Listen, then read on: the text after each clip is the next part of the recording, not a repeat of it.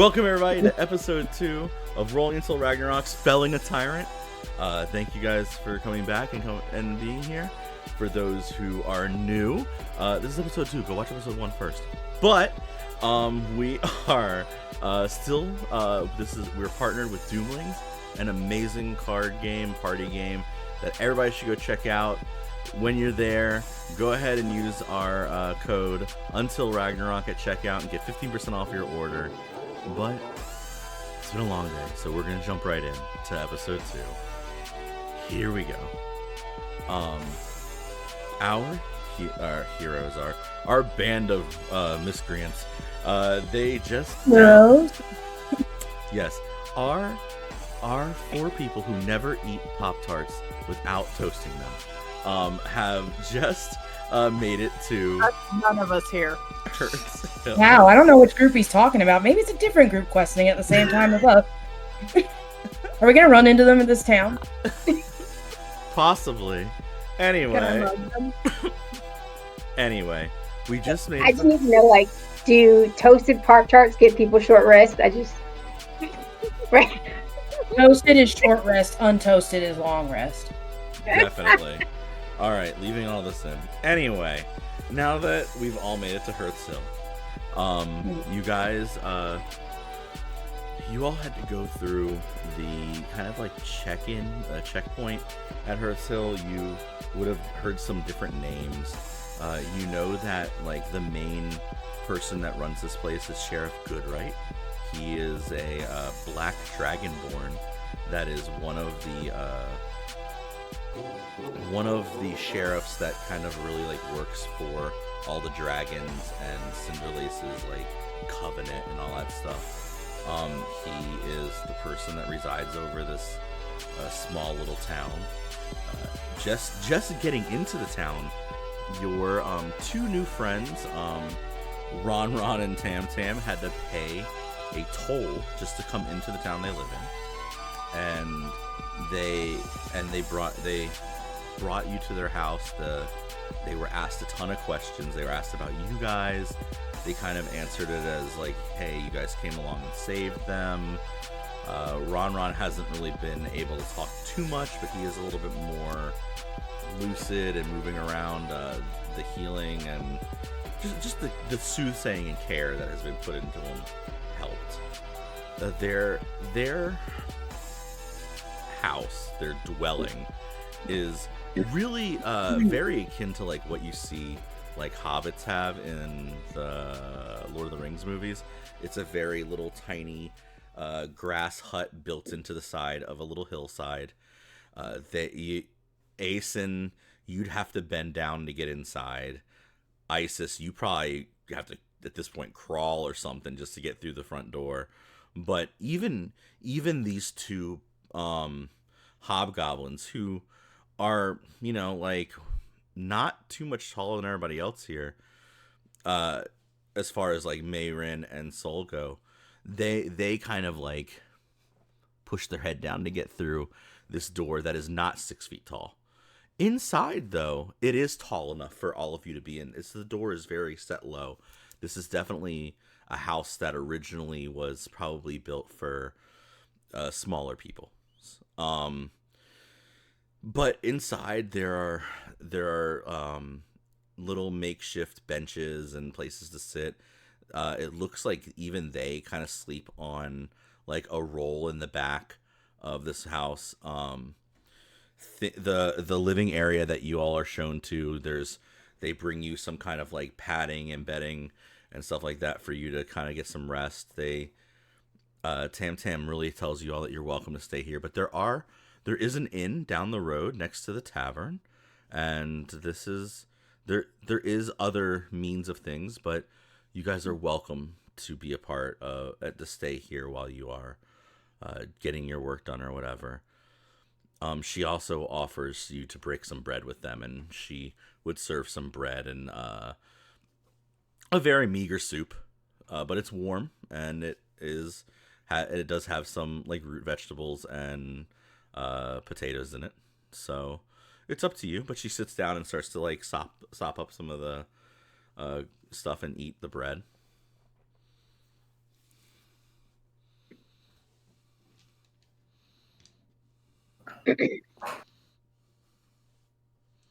Mm, As you would say, I feel like he would be grateful just because he knows how scarce food can be in Underwing. So this would, be a really kind, gesture on their part for him. Mm-hmm. yeah, I was gonna say, like, seeing as outside of her own clan in the hills, there aren't too many people that are willing to let others into their abode. It's not usually safe to do so. She would very much, acknowledge what this means and be very appreciative. If the rest of the party wanted to stay here, she would be happy to do so, but make sure they understood that she thanked them for this.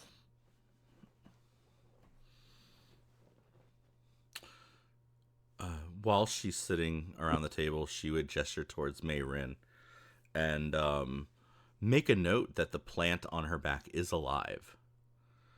And do uh, does your pot pitcher plant need food too? I have many stalkers mashed up in the back.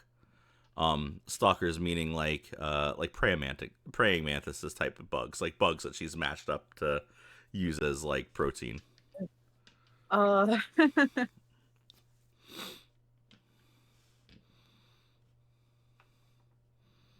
she could probably eat. Marin says, There's a looking at. there's like this like a little bit of a glow to Tam Tam's smile as she hustles a little bit, kind of given that little like waddle that you get when you're pregnant. Uh, Is there meat in the stew? to the back, no, and Okay. but she brings back this little. It's like this little clay pot with this paste inside of it. And the more you look at it, you realize the paste is just these mashed up bugs that have been like turned into this like peanut butter like substance. And this is very much a goblin delicacy, but she is so excited to share it with you, Mayrin, and Is your she, is plant. she, is she gonna give me the cup or is she gonna hold the cup? She is going to take the cup and scoop some of it out with like I'm gonna go all the way with this. Think like think like when you were younger and you had those little ice cream cups and they came with the little wooden topper. Yep. This is like this. She has a little and she scoops it and she hands it to you and says, "You can feed your pitcher plant with this, or you can eat it too. It's so delicious." And she like looks down and like puts her finger in and like, but it's like this big smile, like this big toothy grin. She is like so excited to share this with somebody that she thinks is also like you're from the Fey realm, so like you're from the Fey Wilds. Although she's never been to the Fey Wilds because she's not old enough to have ever been there. This is one of those things that like she knows that this is a goblin delicacy, and you are another Fey creature that she can share this little thing with, and which is why she didn't offer anybody else because she didn't think that that would be a thing that anybody would like. She didn't want to like do that. This is very much like a like she's so giddy because this is like her little thing, and like she's like watching you like big eyes, big like teeth, and she's just like nom nom. Like it's like are you gonna eat it too? Marin is not gonna eat it, but she's going to let Audrey kind of like unbackpack herself and sit. And you watch as this multiple vines just wrap around, like little vines, wrap around this spoon-ish thing, Mm-hmm. so that the plant can suck all the mashed bug off of it. Yes. And, Best. and Mayrin is going to eat her stew, and she smiles. And she says, "Oh, that should probably turn to something shortly, given a few hours. We'll find out. What kind of bug did you say it was?" They are stalker flies and flicker bugs. Oh. And she like gets up and she walks to the back where she got it from. You can hear the walls aren't thin, mind you, because it's a big like domicile in the side of a whatever, but because of that it kind of echoes a little bit. So you can hear Ron kind of be like, you gave them that bug stuff. Nobody wants to eat your bug thing. And she goes, I shared it with the pitcher plant, and we had a great time. And it's like just like back and forth silliness. I think in hearing that it's made out of the stalker flies and all that, Soul is gonna try and just stick a finger in it and just taste after like licking their lips. If you like kind of make the nudge of like you wanting to try it, she'll get all excited and offer you some too. And then she would kind of look and say, I've never met one of your kind. Do you eat this too? I eat a little bit of everything. There's not anything particular I eat, but this reminds me of being very young and coming out of the water and eating the first thing I could find. Yes. It is children's food. And she gets you one of the little like sticks and does a little thing and hands it to you. And then I absolutely take it. Now because she didn't know, because she's never seen frog people, she will then look towards Aeson and Isis, like very lit up, and hold up like the little like wooden stick, like, you too? Ison definitely is ignoring her and continuing to eat his soup and bread. Okay. Isis would reach out a hand and be like, "Oh yes, of course. I'll definitely try some." Same thing, like a little scoop. Right. Hand it to you. And Ison, he'll look over and be like, rule number 5. Don't eat strange food from strangers. You're eating the soup, which is from a strange person. I said strange food.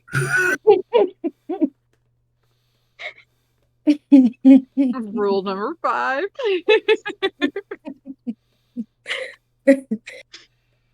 You can clearly see what's in soup.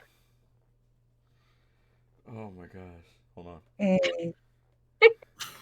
Rule number 5: don't eat strange food from strange people. I love it. Mayrin's ears just kind of flick a little bit, and she's like, well, it does at least kind of sound like there's enough flicker flies to make mashed flicker fly paste butter. Yeah. Flicker butter? We should call it flicker butter. We could put it on toast. Yeah, put it on toast. It's a good protein. You know, like that fancy the fancy avocado toast, but with flicker flies. I'm feeling it. It's so funny. Really good for protein. I don't personally eat meat, so no bugs.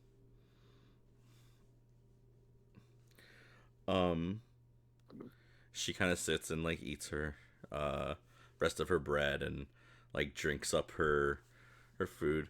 As a hobgoblin, she doesn't have like the greatest of table manners, but it is what it is, you know. And she looks and says, "Oh, sorry, there's not much left for seconds. But it is time for me to rest. I hope that you all will find yourselves comfortable for the night, if that be. But if not, thank you for all of your help." Thank you for allowing us a place to stay. It's greatly appreciated. We did save her mate. An eye for an eye. And she smiles and then says, have a good night. And she like closes the door and you hear her lock her door behind her after she closes it. That's very valid of her. It's Very fair. Fair. Yeah. Very demure. Mm. Yeah, we are doing that. So mindful. And you know, night comes fairly fast here. You guys are out in the middle of like the rolling plains, so it's cold. But not like cold like desert cold at night, but it does there's a cooling to everything. There's some wind. There are little lights throughout the town, but there's one spot that's lit up a little bit more than the rest, and you can see it from the windowsill, and you can hear like low rah, yeah, like cheering, and every once in a while like a of like everybody like slamming on some wood or whatever, like just making noise here and there. It sounds like maybe some kind of cheering section for something going on. But I mean, if you all want to go to sleep, you can. You can also do whatever you want at this point. It's up to you. I want to go check out the noise. It could be a fight. Could be. Very And well could be. Probably is. this is the furthest Soul has ever been from home, so they're definitely going to want to go check out that noise, Okay. see what's going on. Let's do it, guys. This will be fun. You going to, Mayrin? Yeah. Cool, yeah. You get out the front, like you bend down, get out the front door again, and kind of, you know, close the door on your way out. The kind of stretch. The air is it's good air. Like this is good. Like there's not like you're not high up. It's not thin. It's nothing like that. Asen, you're from a place where the air is always chalky and kind of sooty and harsh to breathe. This is clean. Like you almost feel energized in all of this. As you guys get closer to what this is, you can see there's like some drunks kind of like wandering around, and you can hear like the cheering again. And you get to this like dug out dirt pit, and it's a clean bowl, and there are definitely two people in the middle of it just beating the trash out of each other. And while everybody is surrounding it, just cheering, some of them are throwing in like copper and silver pieces. Other people are like, you know, cheering and betting. You can see that like this is going on. There's like this one little goblin guy kind of up there with like this makeshift wooden megaphone that he's calling out what's going on and like laughing about it, and everybody's getting a big kick out of this. Like this is like entertainment at this point. One of the people in the center is like just this buff human, a little bit smaller than Asen, but also like a different kind of muscle structure, if you get what I mean. And we're, you know, Asen's this big buff guy. This guy's more stringy. He looks more like he might be a swimmer type of thing. And he's got like they just bare knuckle like beating the trash out of each other. The other one is like a half orc, maybe less than half orc, human orc guy, with like a big crooked ear, one big piece of his bottom tooth missing, just laughing as he like slams back into this dude. You can hear the packing of both of their fists against flesh, and people just throwing stuff, going crazy. Now this is what I'm talking about. Oh, you hear like, yes, this is it.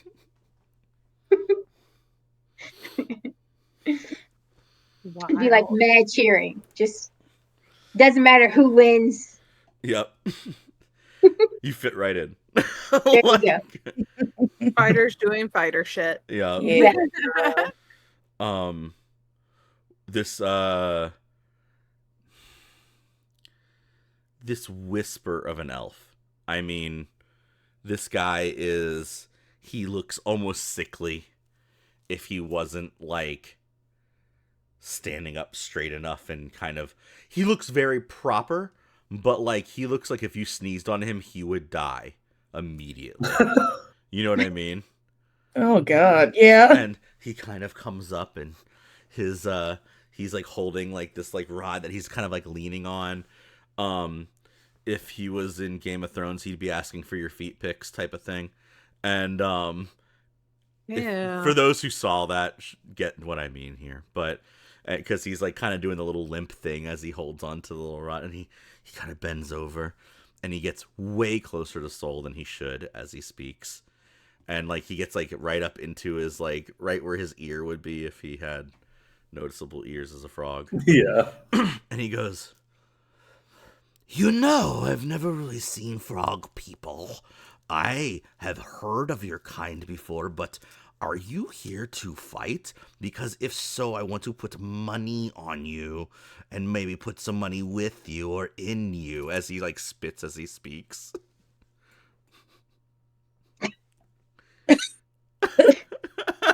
Soul does exactly what I'm doing, and just kind of mouth falls open for a second, trying to think. Mayron's gonna step in and she's gonna just gently, sir, personal space bubbles. Ah, My friend here, I've seen my friend here take down a chimera. oh, you're beast killers, and your woman is one with hooves. Is you very special? Are you sticky too? And he like goes to put his like hand this is like a white guy asking, "Can I touch your hair?" to a black girl. No. Like this He's is gently, like, very raising much his hand like, and holding it in both of hers. he like kind of like pulls it back, and he's like, "Sorry, this is more of a place for the men to fight. Not you should be seen, not heard." I'm pretty sure since I killed a chimera too, a separate one by myself, maybe I should jump in this ring and show you how the men should fight. Yes. Or my friend here, and she's going to gesture up to Isis. Charmed, I'm sure, as she glares at him and her eyes light on fire just a little bit more. Ace is gonna be like, "What are you guys doing? You're missing the fight." We're dealing with a creep. I like the way Asen turns to look. That's just an old man. Goes back to what he's doing. And he's creepy. Touching people without permission. Yep. It's inappropriate. He's spittling all over our friend here. Gross. No, Ace has already gone back to watching the fight. He's like the old dead elf. Like, I don't know why we're talking to him, but oh, did you see that head? Like, girl. But she does kind of reach to her bag and say, "But you did mention betting." I was going to bet on one of you on this Yes. fine warrior boy. Where- And then where do we place this bet? as he kind of like gets away because he doesn't want anything to do with either of you. And as he's kind of like bumping himself like through the crowd, one of the other like elven people will notice. This is more of a. He looks like he probably was a fighter at one point. Like this is somebody who probably was in the pits at some point, but he's got like a cast on it, like a sling on his arm, and he has enough battle damage that you get a sense he probably hasn't done this in a minute. Like he hasn't been there in a while. He's got like this little goatee, and probably like his hair is properly combed and like put together. He is hygienic, unlike the other fighters that are down there just getting whatever. He's got like trimmed nails and stuff, and he's got like this little wooden crutch that he's using to like walk along with his leg because his leg is kind of messed up. And he comes over and goes, You you've met Danson. Danson is not everybody's cup of tea, but he gestures to the frog. You look like you are small and meek enough to maybe be some of his.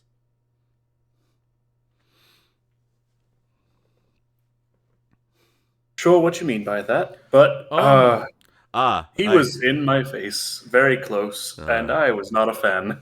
I don't mean any slight by it. I just mean Danson is into the younger people, and you are of that height and weight.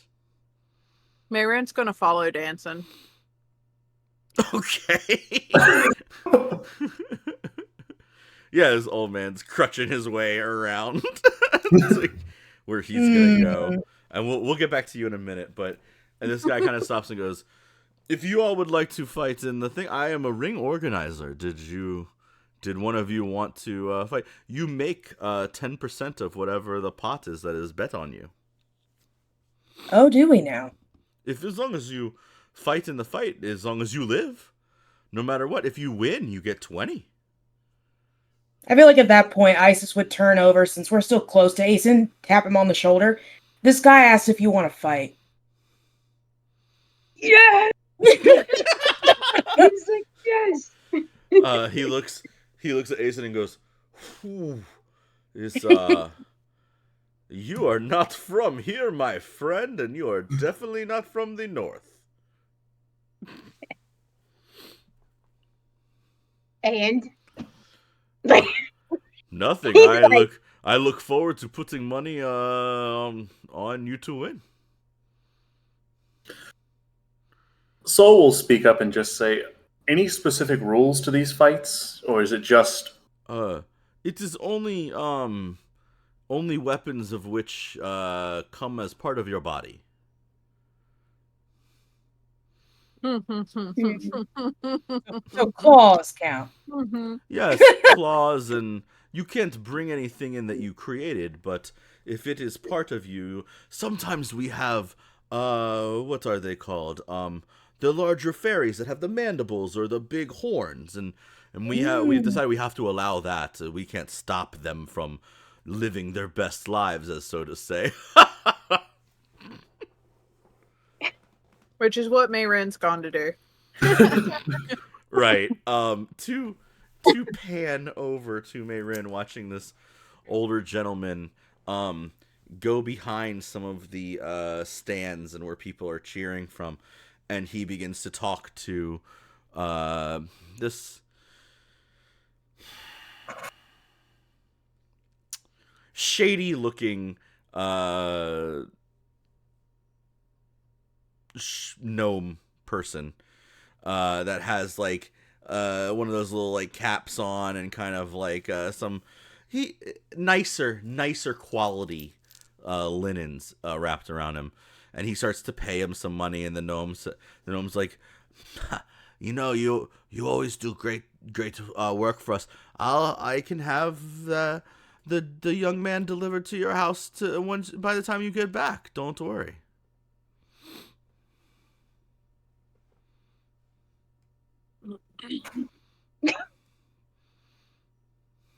She's gonna yell, friend. I didn't get your name so that I can place a bet on your behalf. The moment that you speak, this gnome is taking the fuck off. Like, there is no possible version of this gnome staying anywhere near you yelling the word friend. I'm just letting you know. And she's gonna hold up a bag of gold. Yeah, no, And gnome, still not saying. Not Don't give the a gnome. fuck. You don't care okay. about the gnome. I was like, yeah, that gnome grabbed this dude's like payment and booked it into the dark. Yeah, she's not worried about the gnome. She'll deal with him another time. Yeah. Danson turns around. I don't need. No. I'm taken care of for the night. Why don't you go back to your group? You don't want free money? That's odd in these times. I don't want anything to do with tall half women.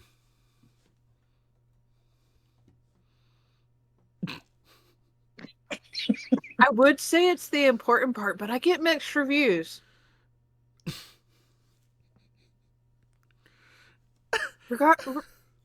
Regardless. I'm trying to She's- dance around these dumps. This trying so hard here. Are you sure you don't want to bet? Like, this is a lot of gold you could win. And I'm going to put it on the frog. What? Roll presence. So, yeah, are we putting the frog in the tournament? The frog will hop into that ring. No, what we're Oh, doing is fighting. Mayrin asked for his name so she can place the bet in his name. Mm-hmm. Oh, that's fantastic. It is a crit, though. He kind of like thinks about it a little bit, and the greed kind of like slowly wells up in him, and he goes, "How do you not know my name if you're here? I am the sheriff's right hand. I'm very important here. I am Senator Danson." You, without having to roll, would feel like he made up a title. Possible.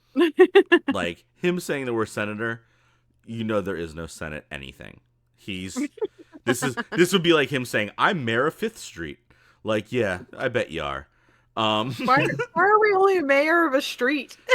but wow, I know why I get that, but I feel like this is a disconnect from people who did not grow up in a city. Okay. Sorry. I just had a real ghetto moment there. Oof. Man, that is a me problem.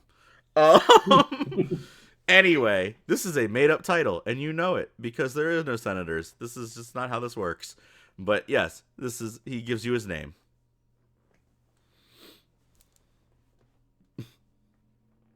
Can I take his name? As in the Fae take his name? Are we what are we attempting to do? Give me the steps of what are we taking away his name so he doesn't remember his name at all, or are we leaving him kind of in a stupor? What version of this are we playing this out?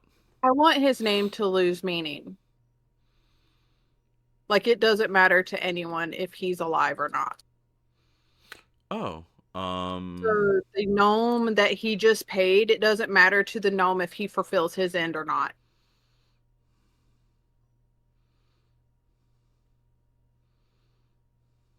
Damn. I think that we can play that out, but anything that has already been put into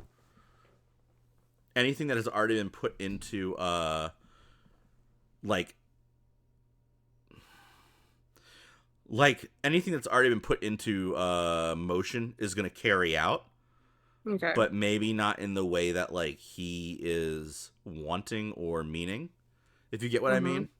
Like for instance, like the gnome's going to go back and carry out like why he got paid, but he probably won't like it'll be very half-hearted, and then there won't be any, and then like afterwards this gentleman's not going to have weight around this town anymore. Is the That's idea. the point. Okay. Yeah. I think for that you need to give me a spellcast roll.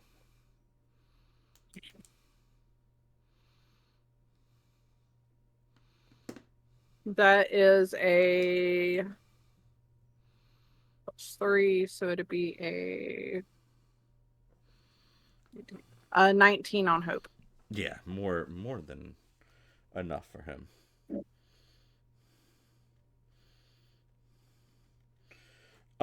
You say that, and you know he gives you his name, and there is a twinge. You can feel it in you as there is a breaking of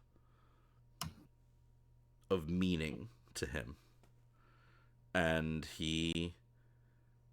nothing happens initially. He just kind of, fine, just let me know what happens. And he kind of like, I guess it'll be nice to see your friend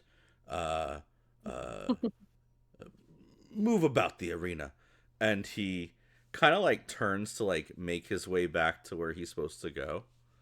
And you can follow him from there if you'd like. Oh no, I'll go back. I've done what I wanted to do. Okay.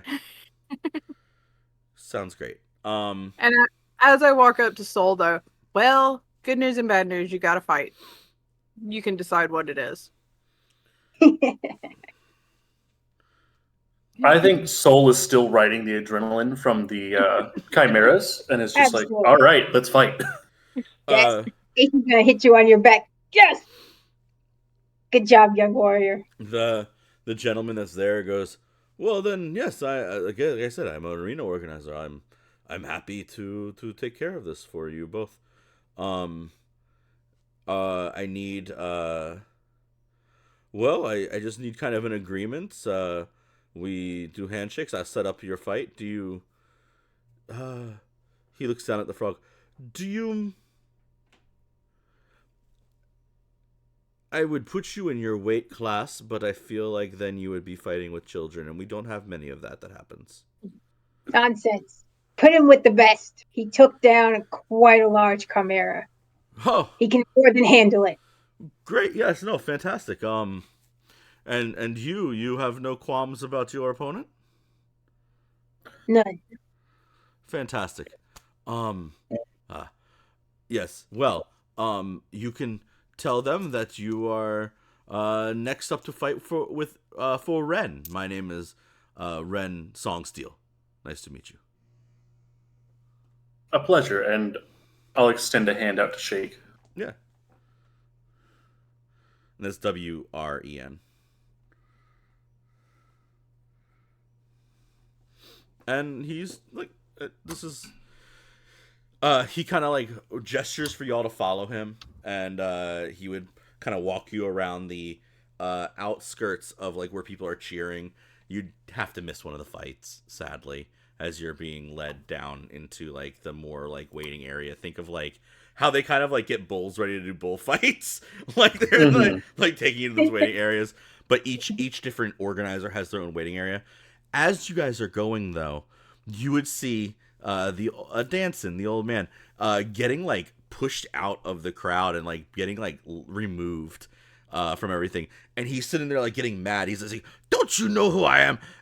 That's my box. I own this whole seating arrangement." And these two dragonborn, these very black dragonborn, tall, very they look like on their, like when they're not here, they're probably bouncers for something, but they are acting as bouncers for this place, and they're like removing him, and they're like we don't know who the hell you are, and we don't really care who the hell you are, and you definitely don't own anything here. And they're like, you are way too close to people in this place, and you need to leave. And they're like removing this old man for being creepy, basically.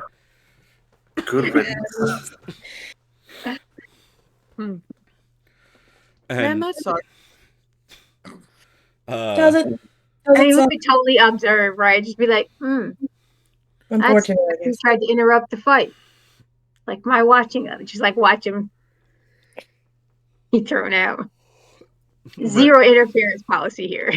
Ren's gonna look over. Ren's gonna look over and snicker a little bit as he goes and goes, "That old man has never been nice to anybody in his whole life, and I doubt he is not getting anything that he deserves at the moment." And he leads you down into like this like area, and he goes, "Well, I think that you, sir, big gentleman, I believe you're fighting first. It's a good 10 or 15. You're coming up, but I think there's another couple fights before you all have some time to sit and relax. They will come and knock, I think, when it's your time. this is like, this holding area is just a bench in some mud, like Okay.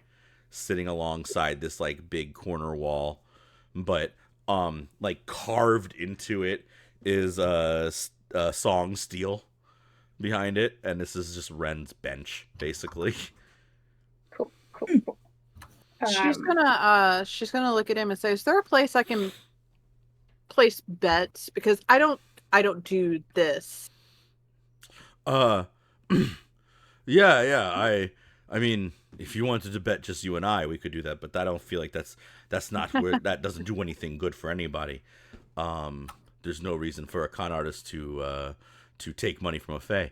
If you would like to go ahead and take a bet with one of the gentlemen down there, and he points you to like these two goblins that are like cheering and like getting that crowd hyped up, and there's one of them.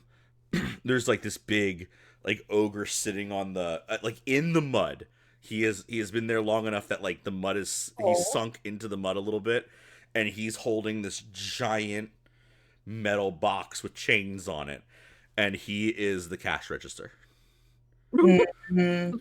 And, Nobody's still in that cash register. right, and it's like this two-headed ogre just chilling there, like, and he's talking to himself a little bit, and he's merrily kind of singing a little bit, and then every time one of the goblins brings him more, he opens it, whole big chest of just like silver and gold and some jewels and little pieces of paper with people's names on them. And he is there, and he goes, "Oh yes, 7." And then the other one goes, "You don't count right. It is 463." And like like these are two very different ogres that are sharing this body. And he goes, One has all the brain cells. and he goes, "No, 7. It's 7." And he like gestures, and his hand comes up and goes and punches the other ogre in the face and goes, "Nah, 8." And like, and this is just what's happening. Bet. I love it. I'm gonna go place the bet that I promised as my end of the deal. Mm-hmm. Okay. There is a total of 2 gold in this bag. Okay. She is going to place it in Danson's name, like she promised. She did tell him she would bet the bag of gold. She did. You didn't say how much was in it. The one like very plain white goblin with these big pink eyes, and like the edges of his ears are like this hot like fuchsia color. And as he moves, it almost like leaves tracers in the air. And this is like his version of like kind of doing the whole like rave thing. He, like I said, he's really there to get the crowd hyped up. But he stops and looks at you and goes, "Hey, you're placing a bet there, young lady." Yes. I made a promise to a friend of mine I would place a bet in his name. Sure thing. Give me his name. And his name is Danson. Here is the gold. She hands the bag. He looks at the bag and goes, "Oh yeah, high roller, great." And like he looks over at the other goblin and goes, "Hey, Bob, right here, 2 gold on Danson." And the other one looks and goes. They both shrug like they have no idea what name this is. Right, they write it down on this piece of paper and it fades away. And he looks at it and goes, "Oh, great, sure, yep, cool. Just put down D." And they write the D down on the name, 2 gold next to it. They throw it in the thing. You hear the ogre laugh. "Oh, it's 8." And then they throw the thing in. God. And he looks back at you and he goes, "Do you have a real bet?" I do have a real bet. She does, however, have an actual handful of gold she would like to place on Isis. But the bet is, on Isis to win. Is Isis fighting? I thought Isis was fighting. I can try this out. Oh, if Isis isn't fighting, then it's on the frog. Well, I know Aeson and Sol are fighting. Was Isis actually fighting? I don't mind if you want to. I can try, yeah. That sounds like fun. All I heard was Isis was excited about being able to use her claws, and I assumed Isis was fighting. Yeah, we'll see. I don't know. Isis could take everybody. He looks at you like and goes, in the corner, just like warming up, like he like shakes his head a little bit and goes, I'm gonna need you to give me some kind of title or name that I can put down with this, so I can get you the gold back if you win. My name is Mayrin. All right. He writes down Myrinn because he can't spell. Close enough. And he looks at it and goes, all right, yeah. And so 25. What's an Isis? Isis is a very large cat that's fixing to own whoever she has to fight. Large cat thing. Great. Okay. New fighters get put in against the hard ones first, so you're gonna get 2-1 on its odds. That's fantastic. And she's gonna gesture over towards the little song still bench. Mm-hmm. He looks over, sees like Aeson punching, and like focuses on Aeson, and then goes, all right, an Isis, and just writes down the thing. That is also an Isis. Oh god. We call him Hot Pants, but I don't have enough gold to bet on both of them. Yeah, I mean that's cool. I think Hot Pants is next. I'm not really sure. And he looks over at the ring, and this giant Luxodon, like elephant dude, just swings on this orc and just plows his head in half and goes, "Yeah, he's next. God. And Everyone just lost their head. Can I put my bet on Hot Pants first, and then come back and put my bet on Isis? I mean, you can do whatever you want. That's what I want to do. Okay. Hot Pants, and then we keep letting it roll. Yeah. All right. And then he like waves up to the other goblin with a megaphone, and he goes, and they like look down, and he like shakes his head a little bit, and then the ogre goes, Ren is next, and he claps. God help me. As Mayrin is getting back to you, Aeson, you would see this like little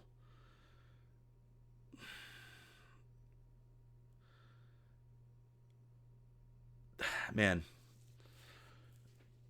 I guess it is a gnome. I had it in my head.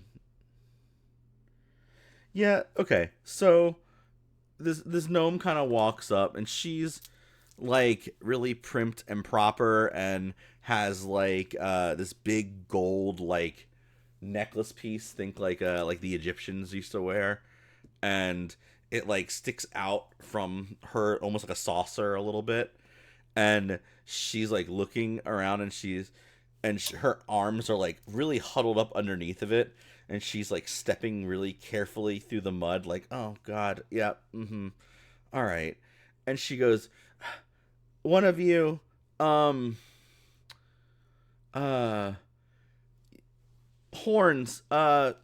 She looks at a little piece of paper. Hot Pants. Ison. Does everybody keep calling me Hot Pants? Because you're wearing hot pants. And as you like walk over, she like will pinch like your side of your leg at like where your pants meet your leg, and goes, "'Cause of this, dear."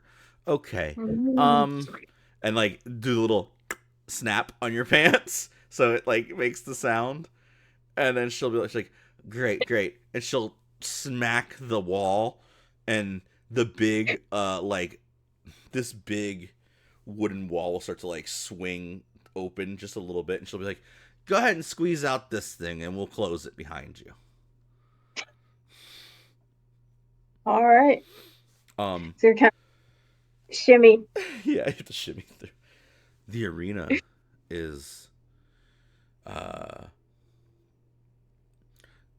it's almost like the air in the arena is warmer than the air outside of the arena. There is Mm. like this sense of like this there's definitely been fighting here all night. It's this warmth of like this is where all of the action has taken place so far. The smell of blood immediately hits you. You're walking through this like thick clay that is packed down over hundreds of different types of people and beasts and fighters walking through this same spot. And on top of that is this slick layer of just sticky blood. Because every manner of creature has fallen here over the course of this week, even. The walls themselves have these big, thick wooden spikes that jet out from them, so you can't go to the wall for safety. But they are large enough that you could kind of maneuver around them if you need a moment to breathe. And the thing that you're fighting is a little bit bigger than you. For you, that'd be a little bit harder, but we'll see what happens. Because what I need from you is a roll of a D100. Oh boy. Okay. Exciting. Marin's gonna look at Isis when she gets back, and she says, "I don't know if you're fighting, but you are now because I placed a bet on you." Totally fine. So should I do like I a really D20 use my magic, but we'll see what times? happens. Huh? Should I do like a D20 and then like 5? Oh, do you not have a D100 on there? Who? Nope, it Yeah, only goes up to Zane does 20. not I have can roll to. one. Somebody roll a D100 for Asen. I got percentile in front of me. I'll take care of it. Here we go. 79. Dragons. Dragon. It's just straight up a dragon that walks into the arena. Cool. Oh my god.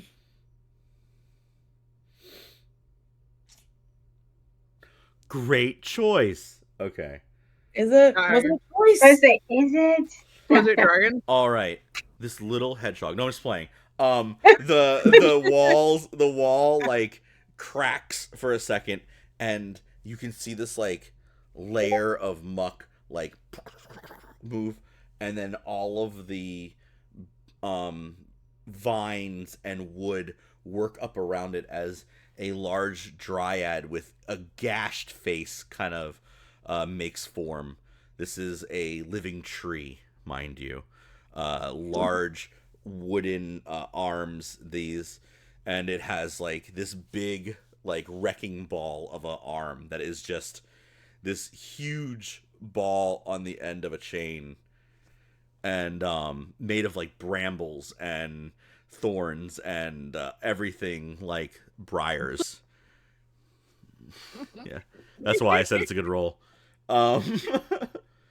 And it just kind of looks and goes, and it's about a nose level taller than you, and it looks and goes,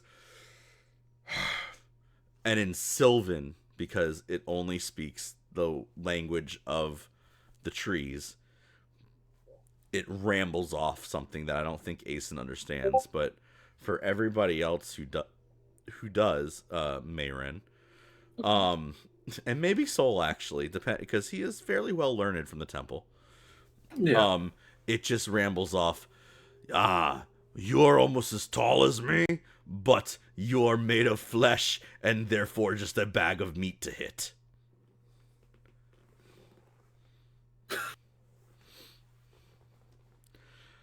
And I think that it just, without warning, just swings on you. Because you don't understand what it's saying, so... I don't understand what it's saying at all. Right, so it's just gonna take...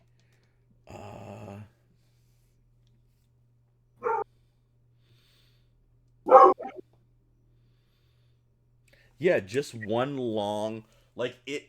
As it begins to move, you see, like, this... It literally is just this wrecking ball that swings around it, because it's just this big arm that is grown off the vines and has this huge ball of brambles and thorns at the end of it. I do hit you on a 15, I believe. I think I'm gonna burn an experience to what is it? Oh, was that supposed to hurt? And add 2 to my evasion Okay. to make it 16. So, for those watching that happen to know Daggerheart rules, this is something that we do at our table that other people might not. I think that if you have an experience and you want to burn a hope to add 2 to something, you should be allowed, because I think it's a great rule, and that's a home rule that we decided to do. And therefore, if you're in the comments right now saying, "Oh my God, you can't do experiences for this and that and this and that," they can, because I'm the DM, and that's the way that kind of works, and it's wonderful. But you should still comment about it, because I would love to read the comment. But anyway, Asen, great job. Awesome. Explain how you dodge it, though. Yeah. Cool. So we see like the long vine in the wrecking ball, and he's just gonna like do the whole like subtle and like dead stare at the creature to be like, yeah. It's at far range from you, so you're still gonna have to approach it. If you want to approach it, and so to approach it, I will need you to roll against its difficulty, with your agility. okay.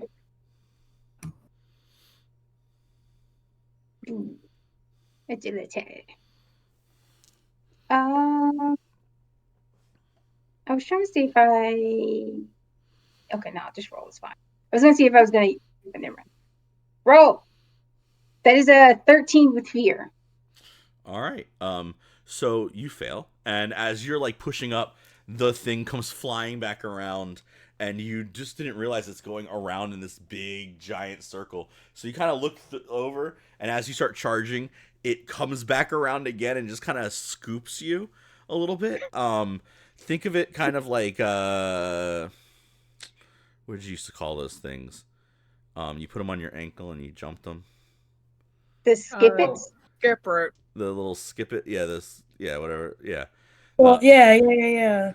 So this thing just kind of slams into the back of your leg as it hits you. I'm gonna roll damage, which is a lot. But only if I can find the dice for it. My God.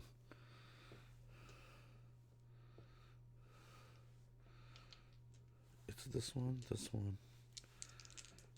There we go. Found them. Okay.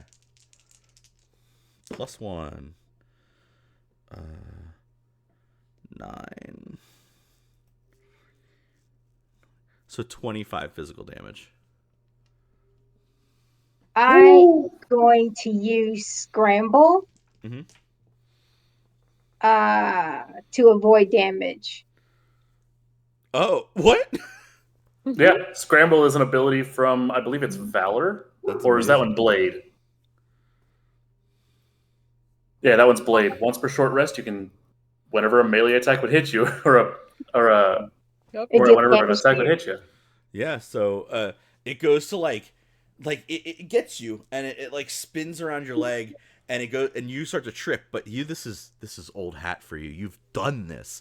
This is not a thing. You have been in fights, and so as it trips you, you hit the ground with your arm. You're like, man, I'm so much lighter without my weapon, and just kind of like do the front roll, and now you're standing like right up underneath of it. Make your attack. I removed my battle axe just so I didn't have it. Yeah, you don't have it. I would say I removed it. Oh, okay, cool. I was like, yeah, you don't have it, so I don't know what to tell you. Bet. All right.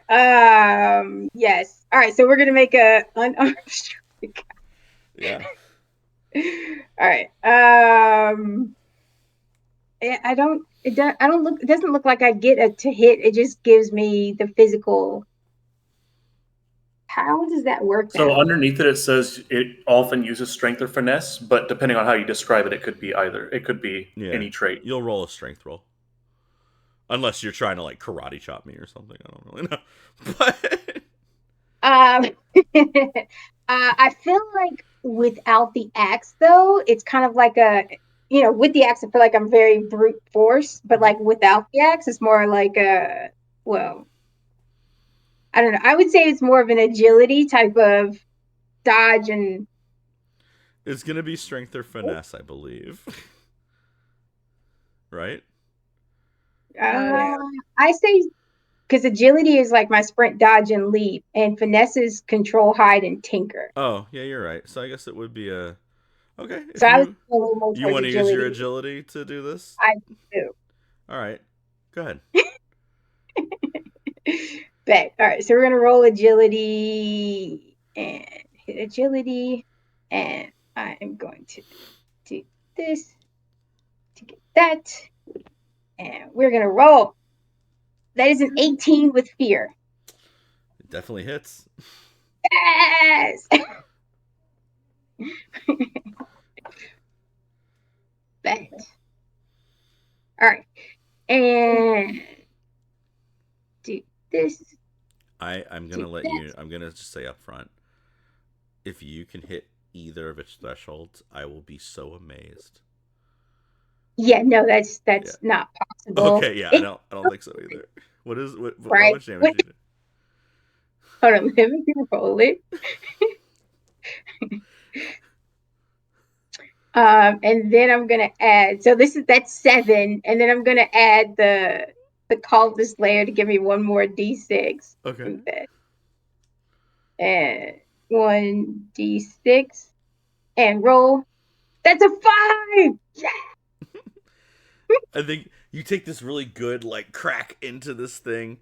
Like you do the little like maneuver, like do the whole little Dempsey roll thing, and just give it that good. What's that cat that did it on like YouTube?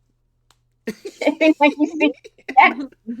You get this like really good punch into it, and you realize you're punching a tree.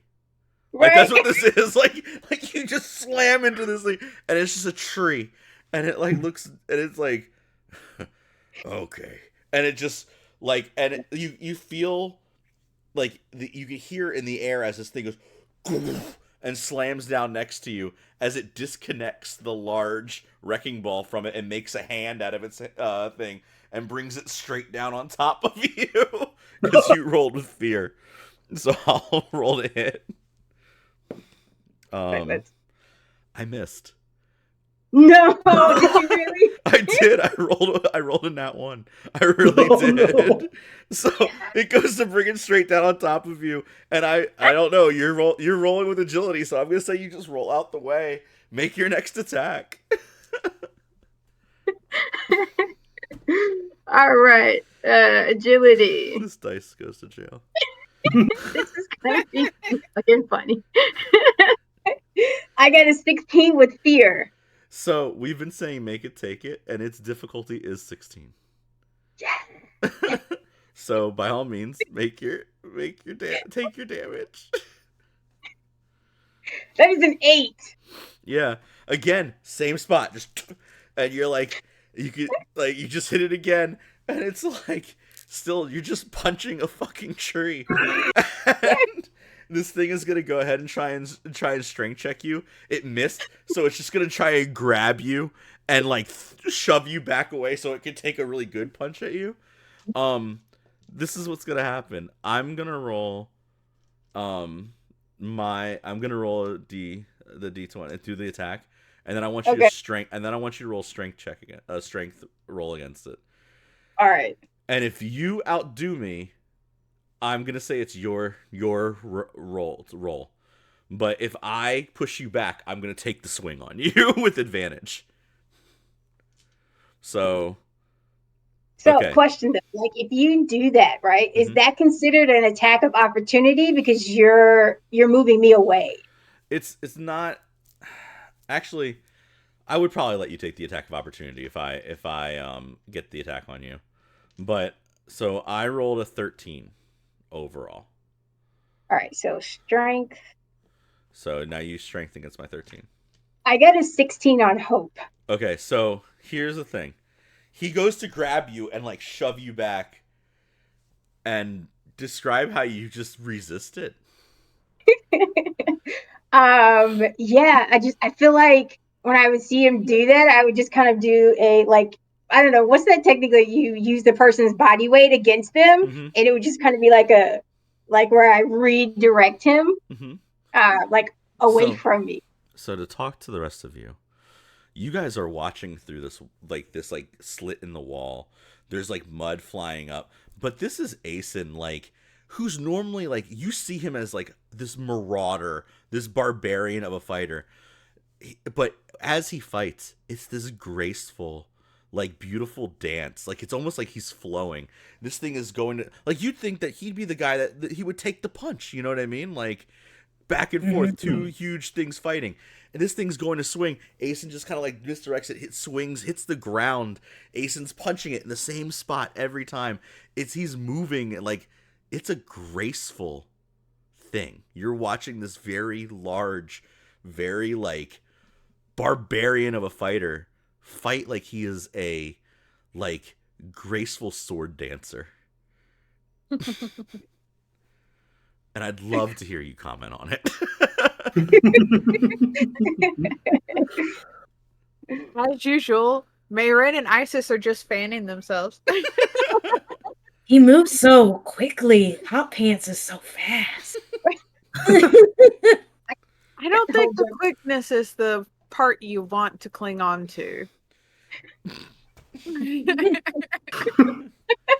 Soul is just over there watching and learning and just looking and being like, that he's moving like I would move through water. Just everything feels like he's in a constant flow.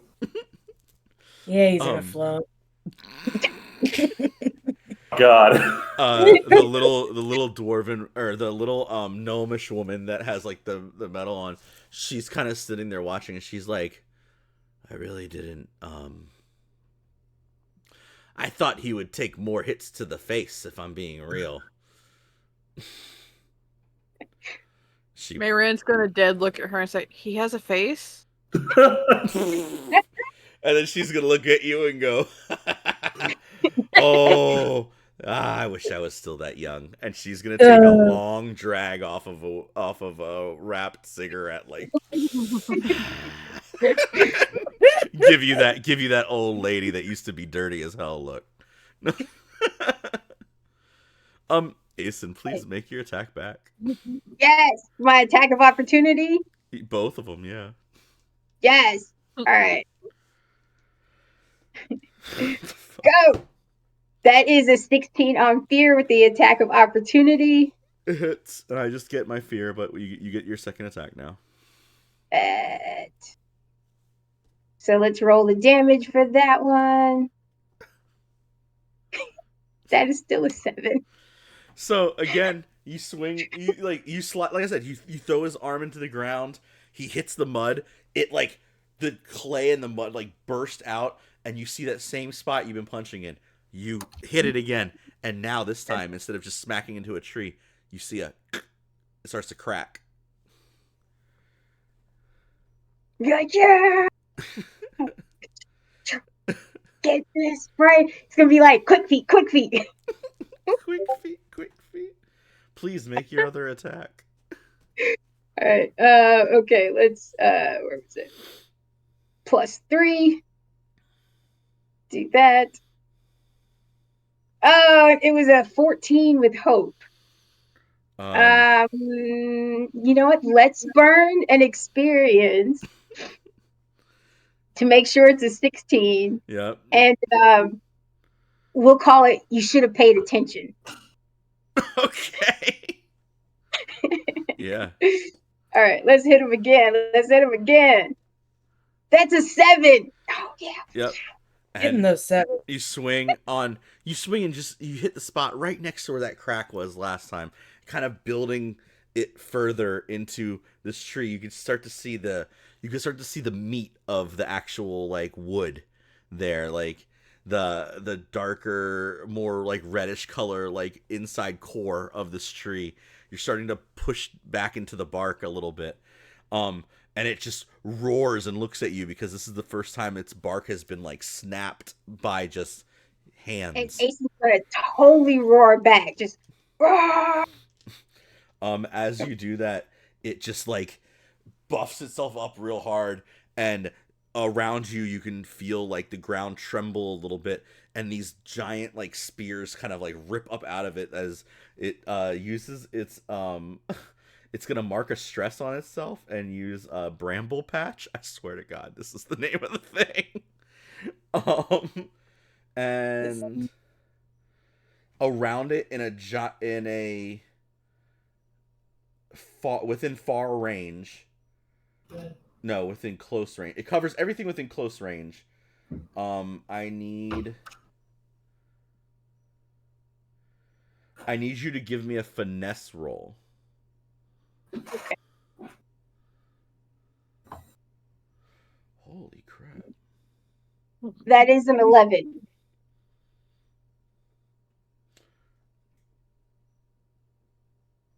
Okay. All of these spikes and briars just rip up out of the ground, and they shred your body as they come, and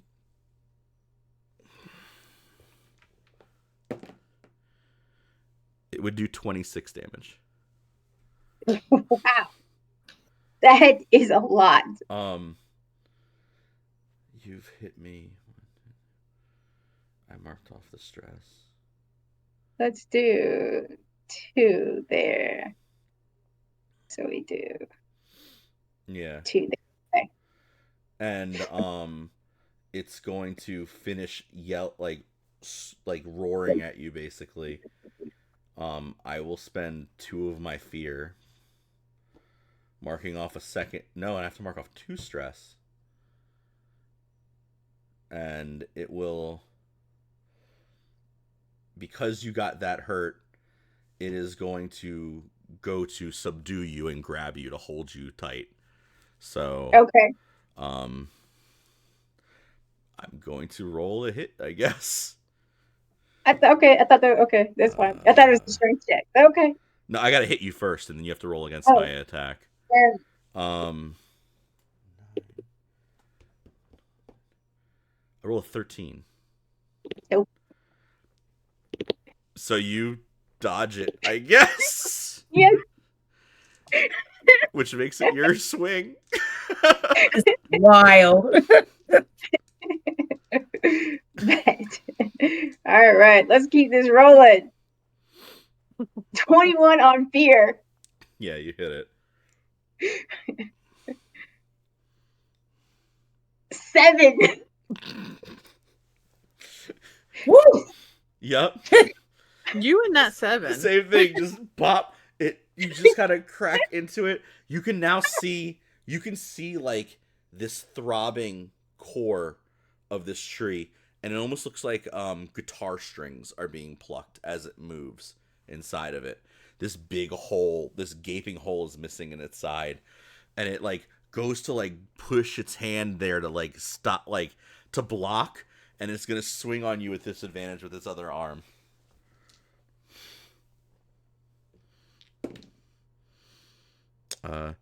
That's so funny because that definitely would have been a nat 20. I hit you on a 14, I believe. 14 is my evasion. Yeah. Oh no, I was saying I have to roll one above it. So yeah, you just dance around it one more time. Go ahead, swing. It's like I said, it's holding its side. So let's see. Oh, it was a 9 on hope. Fantastic. You go to swing, and like because it's holding its side, you hit its hand, and it like brushes you back, and it lifts its hand up, and it's gonna go to like just slam both hands down on top of you, trying to like just desperately get you away from it at this point.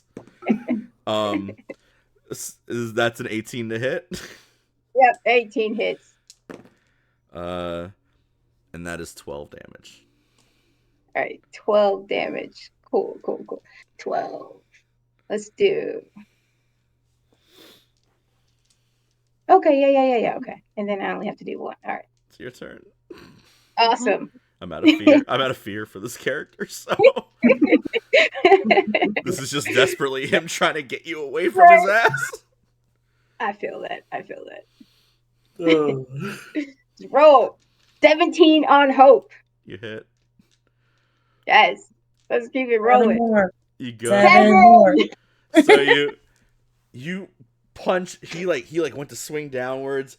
He hits you, and you kind of like take the hit, and you're like, perfect, and just shove your hand inside of him and rip out the strings, and you watch as this dryad just folds around you, and you can hear the as the tree slams and just like hits the clay and the dirt.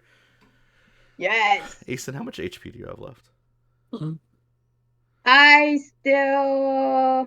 got 3. Nice. You did good. You took out like the tree. Everybody starts cheering. You can hear the goblin up top being like, "Oh my god, King Forest Butt went down." Like he just made up some name for him. Yeah, King Forest Butt. And then you look over to where the tree is, and his back is all furry. Just moss. It's just like it looks like little moss growing over its ass. And the goblin the goblin's just screaming, and then you hear, "Oh, it's 9" from the ogre. I love the ogre. You look over, and the ogre is punching himself in the face again.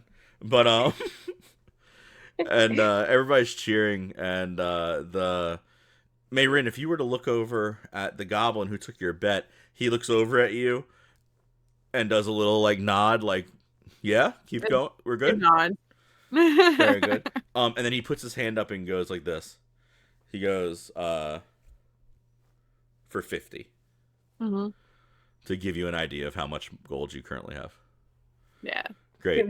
She nods. This time the doors come all the way open, so you can walk back, happily. But that being said, please roll me a presence roll to see how you do with the crowd. Wow. That is an 8 with hope. It's with hope. So they're all excited, but they're also like, some of them are kind of like, "Oh my god, I can't believe that man just killed that tree." Like, this is like there is this tinge to the crowd. Like, some of them are like, "Oh my god, he like you killed this motherfucker." And they're like currently like, and like a bunch of these goblins come out, and you think like, "Oh, this is the team with the stretcher," because they've got like these things. And they're like holding it looks like a stretcher, and they get down, they put it down, they open it up, and it's fucking axes, and they start chopping this thing apart to remove it from the thing. Oh man! And right. As you get back, the goblin or the gnome woman is like, "Great job there, hot pants. They all were really rooting for you back here." And she goes, "And now we have wood for any pyres we need for the rest of the night." Oh man. And she looks over to Isis and Soul. "Which one of y'all are going next?" Isis would look to Soul and be like, "Do you care?" I don't care either way. If you want, I can go before you. I was like, "Just go ahead and get this over with," and Isis will just say she's gonna go. Yep. Isis walk on out. Give me a D100 roll, somebody. I can do it. All right. How fun. Oh, that's a 10. A 10? A 10. It's either really good or really bad. Right? Yeah. It depends on the system you're playing usually, but you never know. Okay. You never know with me, I promise. I was like, it could be really good or it could be very bad. Oh, quick question, DM. What's up? Between the dinner and everything, have we had enough time for a short rest? Yeah, you were chilling in that house for a while. All right. Okay. I had 1 HP marked, so I wanted to make sure. Yeah, Oh man, I wish I would have done that. I kept all the stress. Because it made it fair. Yeah. It made it fair. It was a very one-sided fight. How could you say that? Do you know how many attacks I had to dodge? I mean, I know I'm great, right? Again. You did them beautifully, Hot Pants. Beautifully. I admire your form. And Greatly. you're gonna do better, kitten. All right. Here we go. The you walk out and you kind of like get out there and you kind of shake it off and you're like, all right, would you like to try and create the would you like to try and get the crowd worked up? What would Isis do as she walks out? Imagine it would be like, because the fire is a part of her, like that is a part of her aura. So I'm gonna say that counts, that she can keep it. Very cool. So I imagine like she would just like burn a little brighter, like the flames would turn to almost like a blue as like she would like slowly like badass walk out. Oh yeah, Aiden's fantastic. definitely yelling, Fluffy, Fluffy, Fluffy. Man, this is horribly hard. Not Aiden, Asen. No, Aiden's here. No. Right. That's not a real name. That's not a real name. Asen. I'm not doing this. We're not having this moment because I'll get stuck on it, so I can't do it. Asen, why don't you roll me? Asen, you roll me a strength roll for how loud your voice is, and Isis, you roll me a presence roll. I got a 12 with hope. Good. That is an 11 on hope. Look, guys, y'all could just roll on fear from time to time. That'd be great. No. I'm sure I'll do it. My fear die has been being very close to just rolling 12s lately. All right. So at first the crowd is like, oh man, they get quiet because you do the badass walk. You know what I mean? Mm-hmm. And also, a bunch of them know what the next fight is. Oh God. Because they've been counting. And so now, as you walk out, everybody's kind of quiet because they're like kind of waiting. But then you, over top of the silence, you start to hear, Fluffy, Fluffy, Fluffy, and the roar from the side begins, and you gotta hear the rest of the crowd, Fluffy, Fluffy, Fluffy, and then out of nowhere you hear the ogre, Fluffy, like real loud, and everybody just erupts with this word, and the door opens, and this very large, equivalent to your size, Isis, blue dragonborn walks out. Oh God. He has just a loincloth on. And his arms look like if he was a gorilla. They are not proportionate to him. They're giant Popeye ass arms that drag against the ground as he walks out.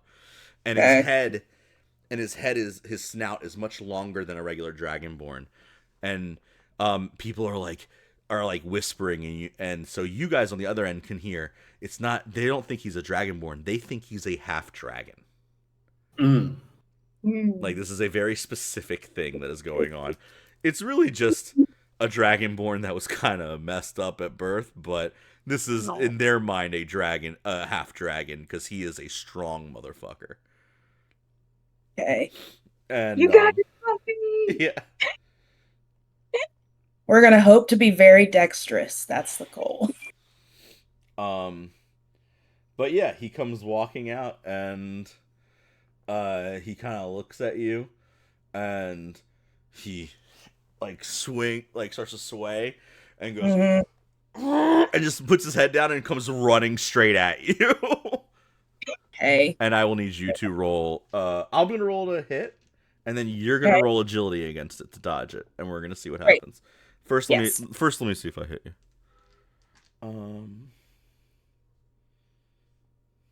You probably will. My evasion is very low.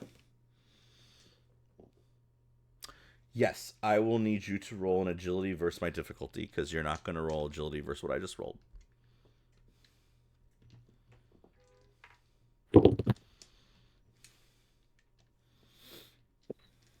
That's a crit. It's 2 5s. Very good. So this thing comes like like straight battering ram running into you. You will take a stress, but you will Okay. not take the damage. And if you'd like to describe how you either dodge it or you like catch him as he hits you, like what would you like to do? No, she would catch it, but I imagine like she would very much like just cat like very lithely just like dodge out of the way and make a little leap as like flames trail behind her as she like moves behind him. Cool. He will like kind of like slide out a little bit and like put his hand up and like he'll grab onto one of the big wooden cones that the spikes and like Mhm. leave fingerprints in it as he like lets go, and he'll breathe in as he turns around, sucking up some of the flame trail that you just had. Oh. Hmm. I Um, don't know if I like that. you can swing on him if you'd like, and then I will be swinging on you twice. Okay. We're gonna do that same thing that we did again last time, where I'm gonna mark a stress, Yep. and I'm gonna position myself behind him to put him in a chokehold, Mm-hmm. so that way I can add the extra 2d6 to my attacks. Can I do that? Yeah.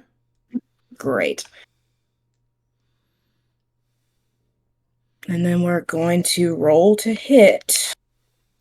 I guess, right? Yeah.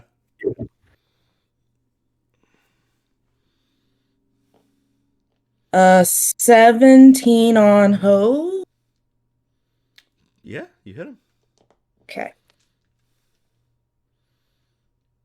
So we'll do 2d6 for... His first threshold isn't as high as that tree's. His second threshold's a lot higher than the tree's. Okay, so we'll do Well, I mean, 2d6 for considering the I was only choke. doing like 7 damage, so Three, Polly's like jealous she gets to use claws and like magic. 2. I'm waiting to see what the frog does without any kind of weapon. Right? I mean, Plus I guess we'll find out together. Just start hitting him with his tongue. Just... Right. 6. Don't worry, Oh. Asen will smear some blood on you for good luck before you walk out. Oh Skip god, that top. Quick feet, frog, quick feet. some of the tree blood just. God help you. All right, how much damage did you do, Isis? Okay, so I've got the 2d6 from the whatever, plus I guess my unarmed strike. Mm-hmm. Okay, so 8. Because I can't like pump fire into it, right? Because I would be using another thing. And would that be too much to do in one turn? Wait, Wait, why can't you? why? Yeah, it's I part didn't of know, you. because like I didn't know if I could. You can. It's part of you. Yeah, it's Okay. part of you. It's not. You're not using a weapon or anything. Good. Okay. I just because like technically like I guess like it's a spell, but like I would assume that fire would be a part of her like. Live your best life, Ice. Okay. Okay, so then that would be 8 plus. Then I'll use my Cinder Grasp then, since we're allowed to do that. That's plus another 8.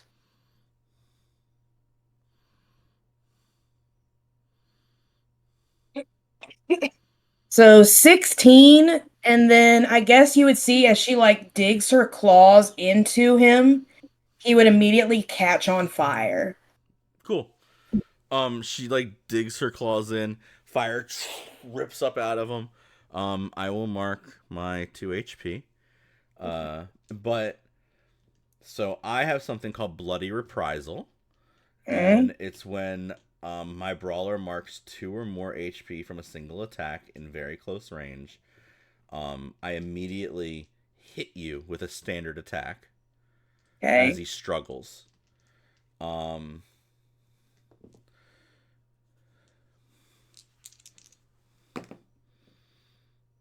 you will take 19 physical damage Jesus God. as he struggles and breaks himself free and looks at you. And after he like slams it, he's gonna take another swing and melee on you with his other big ass arm. I rolled a nat 20 to hit, which we don't do crits for the DM. Odd. Luckily. But I will hit you again. And that'll be 22 damage that time. Good God. That almost hits my severe damage threshold. And That is mine. and Unless I subtract something from it. and because of the class of fighter he is, he gets 2 attacks per spotlight. So as he hits you with that one, he will then headbutt into you. I will mark 2 stress off of me. That is all of my stress, which means he's vulnerable now. Okay. And I will take 3 stress off of you because I hit you. Because I believe your evasion is lower than 13. Yeah. Okay, cool. And I will take 3 stress off of you and make you vulnerable for my next attack. But it is now your turn. When you say take 3 stress off, like you subtract No, them? I'm adding 3 stress to you. I was like, okay. Jesus Christ. That's what his headbutt does. It adds 3 stress to your card and makes you vulnerable for my next attack. But I am currently vulnerable as well because I have no more stress. So. Okay. So you said I have to take what to do to get rid of being vulnerable so I can attack you? No, you can attack me. My next attack will. Okay. You're vulnerable for it unless you down him right now. All right. So the So vulnerable she adds what, 2d6?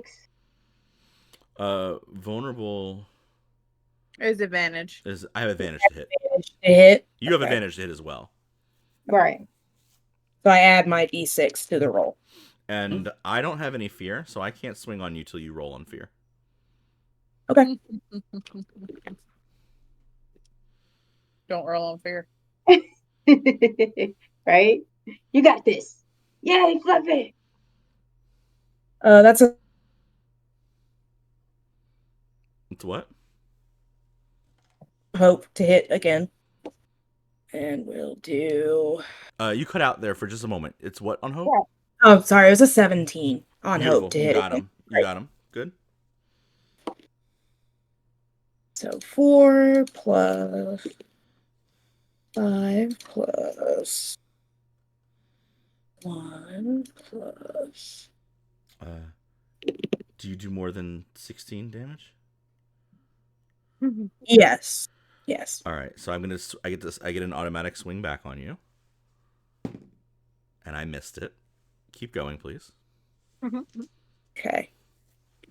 So keep totaling what I'm doing? No. You're not going to hit my severe threshold, but you did hit my major. So you've done 4 HP to him so far. But Okay. you didn't roll on fear, so you get to keep going because I can't. I get to keep going. Okay. Yeah, I can't spotlight my character, so you roll fear. But every time you do 2 HP to me, I get a free swing. Got you. Yeah. Another 17 on hope to hit. Yeah, go ahead. Like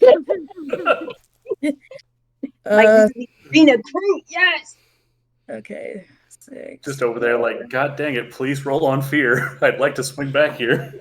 So what this looks like while she's adding this up, what this looks like to you guys is he's back, like this dragonborn is backed up against like where this big wooden spike is, and he's like fighting around it. This giant gorilla arms like swinging on her, and her just like kind of like cat like moving, taking a hit against the arm, and then just boom with fire back. It just looks like flaming fists just hitting back. Like she's like scratching up different parts of him. As she swings and hits him again, I imagine, with both of her claws again, keeping him on fire.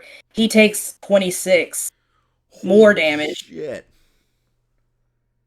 That's so close. Oh, It's good so lord. close to the severe. Like, I don't know. You know what? You could. What are your experiences? That's how close it is. What are your Oh, experiences? is it? Okay. So then I'll use one of my hope.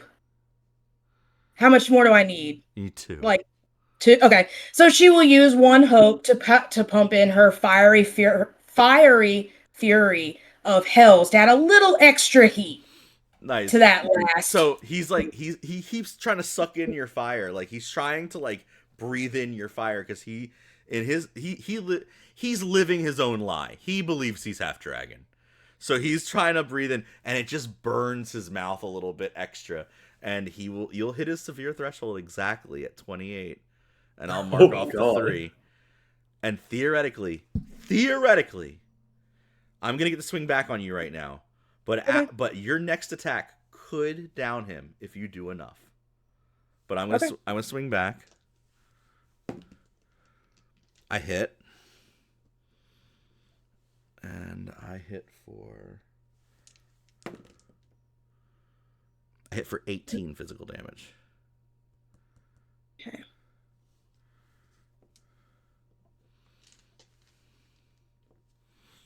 I got 1 hit point left. Swing, Nice. baby. Let's go. Swing, bada, swing. You gotta do it. You gotta do 2 HP worth of damage to him, but you can down him this swing. Okay. Oh God. You got this.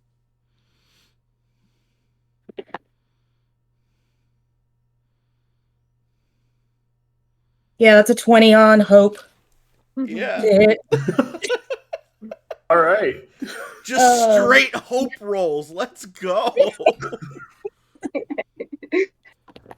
He wanted to be a dragon, so we're gonna give him the fire. Oh, that's what she's gonna say as she leans in at the end.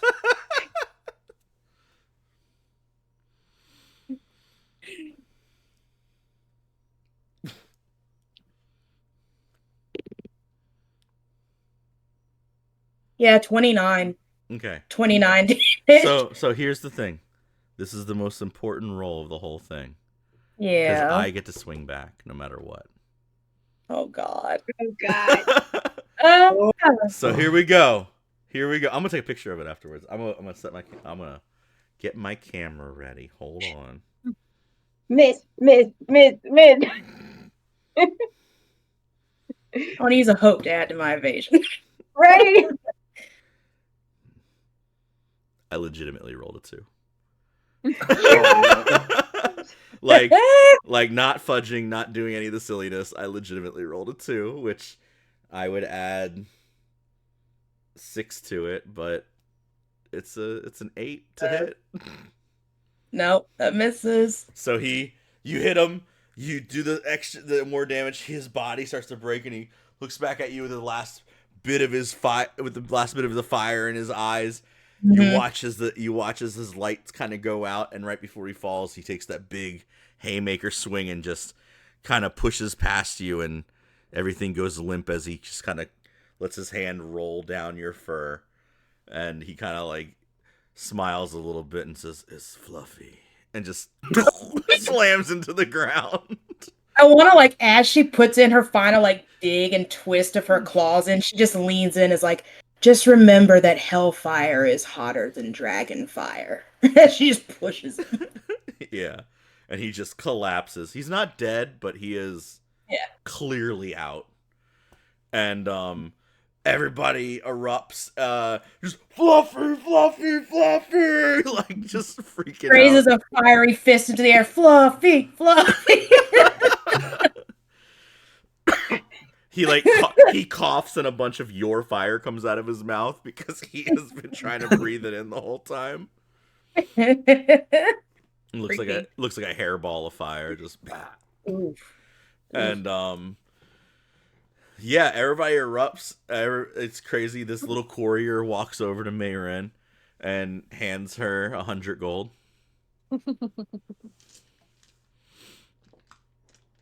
She's gonna take her gold. Yeah. Take it before the frog gets in there, because you don't know if the frog's making it. That was close, though. God, that was close. Mayrin, I need you to roll me a instinct roll.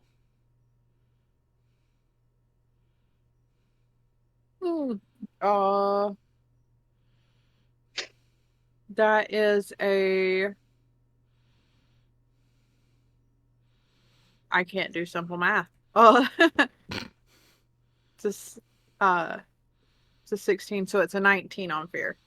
Okay. It's a 19, so you're going to notice, but it's also on fear.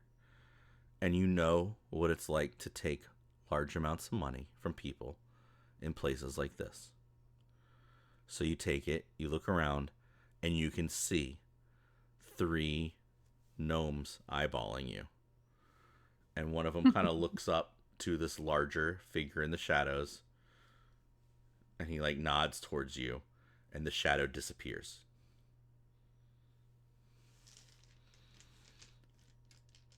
Are you taking any steps to do anything this moment, or are you just making the note of it? Make a note of it. Okay. Soul, it's your turn in the arena, buddy. Yay! As right before you go in, the this older gnomish woman kind of stops you and goes, "Hey, your friends here did a really good job, but you know, I want you to know that I got my eye on you." And she kind of winks at you, giving you that old lady like Golden Girls vibe. Oh. Soul will just say, "Thank you." And she taps and she's gonna tap her her little money pouch and goes, "And my pocketbook got more on you than that, so why don't you do a good job?" As Soul hears that, he'll just turn to walk towards the arena, and he's just gonna. There's a little bit of that bug paste left from the Hobgoblin house, and he's just gonna pop it in and chew it while he's going into the arena. All right, yo, 100%, because you made that whole connection. You get advantage on your first roll. That being said, roll me a D100 to see what you have to fight. Yeah. 73. Oh, good roll. Oh, wait a minute. You had a list of fighters from 1 through 100? Like, Yeah. Yes, he did. Of Oh, course please. he I did. totally missed Oh no. I knew y'all were gonna do this. Don't get this twisted in any way, shape, or form. I was like, of guessed course this you did. so hard. Who can resist? Right. Please. obviously.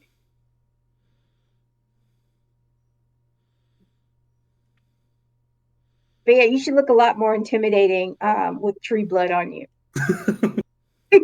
Oh yeah, I forgot you were doing that. What? Just slapping some tree blood on me. You got this, Soul. All right. I will say this was a very good roll for you. Good job. The door opens and people start to immediately do the like where they're hitting the table and doing the thing. Just drum rolling it up. Yeah, they're drum rolling it up, and then you hear a like everybody starts to scream, and they're doing this like it's like this very specific thing, like ooh ooh and like it's like what is happening? And then you see this horse just kind of clop out, and it's got colors all over it, and it's like completely donned like in knight regalia, and it's just the horse by itself for a second, and it strikes this pose like Maximus from friggin' yeah, from like Tangled. It like strikes the pose, and it looks around, and it does the whole thing, and then it does a little bow, and behind it, out of the doorway walks this tiny gnome, your height, very easily. Got a huge knight helmet on. Like it looks like it looks like Shovel Knight. Like this thing comes walking out, this huge bobblehead ass looking thing, and it's got this huge green like frill on top of it, and he has on his full like knight armor, a little clank as he walks like. And he gets out to the middle of the arena and he waves, and people are freaking out. They're like screaming that they're like it's Rome, it's Rome, it's Rome, and they're like what is happening? And then he takes his helmet off and everybody goes and he looks at you and he's got like he looks like the chiseled good looks but like as a bobblehead. Oh God. Like this is like the man to all these gnomish people here. And he throws his helmet to the side, and then he takes his glove off. He does like the whole striptease show as he gets down to his wife beater and pants. And he looks at you. Gaston of gnomes. Huh? He is the Gaston of gnomes. Exactly. Oh, and God. he points to his horse. He gives the horse a thumbs up. The horse is like gathering up all of his armor, puts it in the little saddlebag next to him, and then the horse prances on out like it's done its job. And he looks at you and goes, "All right, let's put up your dukes." Puts his hands up. Soul's just gonna swallow the bug paste and just be like, all right. And then he Marin? just hop foot to foot a little bit. All right, yes, we're screaming. We're like, Sticky! Hey, Sticky! Marin screaming, aim for the face, sticky pad, this face. and this guy's gonna walk. He's gonna like walk up to you like Fred Flintstone going to bowl. And he's gonna stop, and he's gonna put his hand out and go. Take the first shot. You know what? Soul's not gonna pass up on that offer, and with the cheering from the rest of the crew, is gonna go unstoppable using the Guardian class feature. Alright. So I've got a resistance to physical damage, +2 to my armor score, and I add damage to all of my rolls based on whatever the unstoppable number is at. I'm about to make you all laugh so hard at this fight. I just want you to understand. I'm preempting it because of how silly this is about to be. Please go. I'm gonna roll to just while hopping off the back foot and driving it forward, go for a fist to the face. Dice, why? Why do you do this to me? Did you roll with advantage? Yeah. With advantage, I got an 11. On hope. Okay. You do the hopping thing, and you go to punch him, and he puts his head out, and as you do, he drops his hand and just kind of goes like that, and like throws his hair to the side, and you miss his face, and he goes, and he looks at you and goes, "Good try, buddy," and then takes his hand, whips it back, it turns into a giant block of ice, and he goes to swing on you. Oh no! It's a 23 to hit. That's definitely gonna hit. I rolled a natural 19. Any d12s? It's just a matter of if it's actually gonna do any damage. You got this, Sticky! Sticky. It's 36 damage. All right, so that is What is going that? to be halved down Yeah. to 16, and then down to 18, and then -10. That only does minor damage. So 6 damage. I get 1 HP off of you. And Yep. he hits you, and it's this giant block of ice goes and shatters. And he will mark 2 stress off to take a second swing. All right.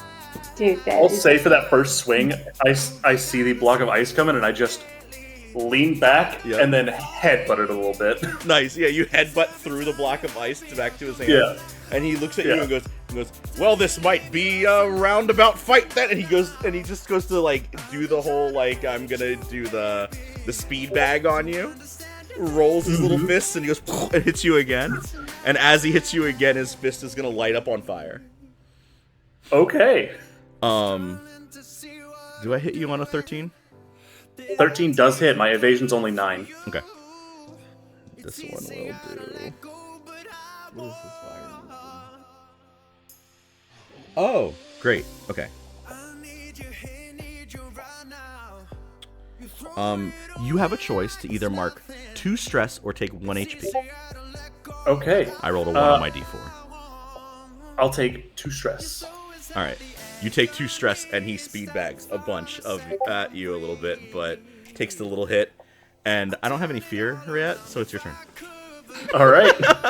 I am going to just roll my way out of the speed bag, stepping to the side, and just try and I'm going for, since he moved his way out of the headshot, I'm going to go for a body shot here. Mhm. Just try and go for a kidney shot or something. The crowd is all cheering for the realm, for the realm, for the realm, because this is like their dude. That's a 9 on hope. Yeah, I mean you miss, so I get another Yeah. swing. Yeah. And, you take the body shot, and he's gonna grab your arm and like throw it back and be like, come on, do it again. And he's gonna put his head out and just let you take a second swing. Okay. Okay. That is a 19 on fear. You hit, and I'm gonna get a fear, so I can finally go ahead and do some shit. All right. Now, how hard do you hit? That's a fun question. That is a 5, 6, 7. That's 8 damage. All Max right. damage on the D4, but Okay, so 9. You said 9? 8 damage. 8 damage. Okay, so I mark 1 HP. Yeah. And you clock him, like you hit him, and he goes, oh! And as you hit him, you see his hair kind of for a second because he's wearing a rug, and he kind of shakes it off and goes, and you hear him do the why oughta thing, and then he's gonna like slip back a little bit, pull out a can of spinach, crack that shit, drink it, and then he's gonna turn around and get like his arms are gonna go, and he's gonna swing on you like Popeye. Okay. This is my cartoon character. Real quick, can I reactionarily, since I saw he was wearing a rug, just have sticky fingers kind of pull it back a little bit whenever he moves his head away? Oh God, please roll me a finesse roll. Will do. That's a critical success.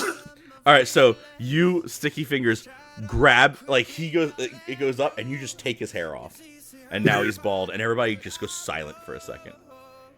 Not Marin! Not Marin! Laughing like And he like Oh my god. he looks around. He does not crack the spinach. This is a whole different thing. He is holding the can and drops it and goes, "Hey, you know what? That's just fighting words." And he puts his hands out and then like goes in for the swing again. And I rolled more than a 9 to hit you. Yeah. So It is not hard to hit this frog. no. And it will do. That is 31 points of damage. Alright, that would be 16. So it's 1 HP again for me. Very good. Go ahead. Alright. The toupee still stuck to my hand. I'm gonna just go for an open palm slap with the toupee across his face. Go ahead. Oh. That's a 19 on fear again. You hit him. You're gonna do 1 HP no matter what, and he only has 2 HP. So you're going to make him go down, but please, how you want the open hand slap, right? You said. Yes, I'm going for an open hand slap with his toupee. Would you allow him to grab his toupee back? He can try, but it's gonna rip from coming off the sticky hand. All right, he rips his toupee off of you as you smack him, and he's just gonna go straight down. I mean, Mortal Kombat style, straight back into the ground, holding his toupee, and you're just gonna hear him go, "I'm spent," as he goes down, and he's gonna close his eyes, and as he closes his eyes, on the back of his eyelids are drawn X's. Oh god. Oh my god. And he's gonna like do the thing, like he's like getting like killed, and then he's gonna go ah and make this loud noise, and the crowd's gonna just freak out and cheer. Marin is also clapping. It is the greatest show. And the goblins, confused. the goblin's gonna look around and be like, "And that was Realm, everyone. We all love him. He's a great show. Get this man out this thing." Realm, get up and go. And Realm's gonna be like, I'm dead. And he's gonna get out of the ring. Realm's gonna be like, I need to be taken out. And the goblin's gonna be like, oh my god, take him to the hospice. And Realm's gonna be like, yes, I need assistance. And the two gnomes are gonna come out, pick him up, put him on the stretcher, and he's gonna be like, ah! And you're gonna watch them take him to the backside of where the hospice is. And there is this really pretty little gnome nurse that is healing people, and he immediately sits up and is like, why, hello, and takes her hand and starts talking to her. Well played. I think Soul will just walk out of the arena very confused. That being Okay. said, Not trying to drum up the crowd or anything. that being I said, just I want to bring attention to the fact that like he does do a fuck ton of damage when he hits. Like, Oh, yeah. like he strikes for more than 30. He gets 20 plus his 2 dice, Yeah.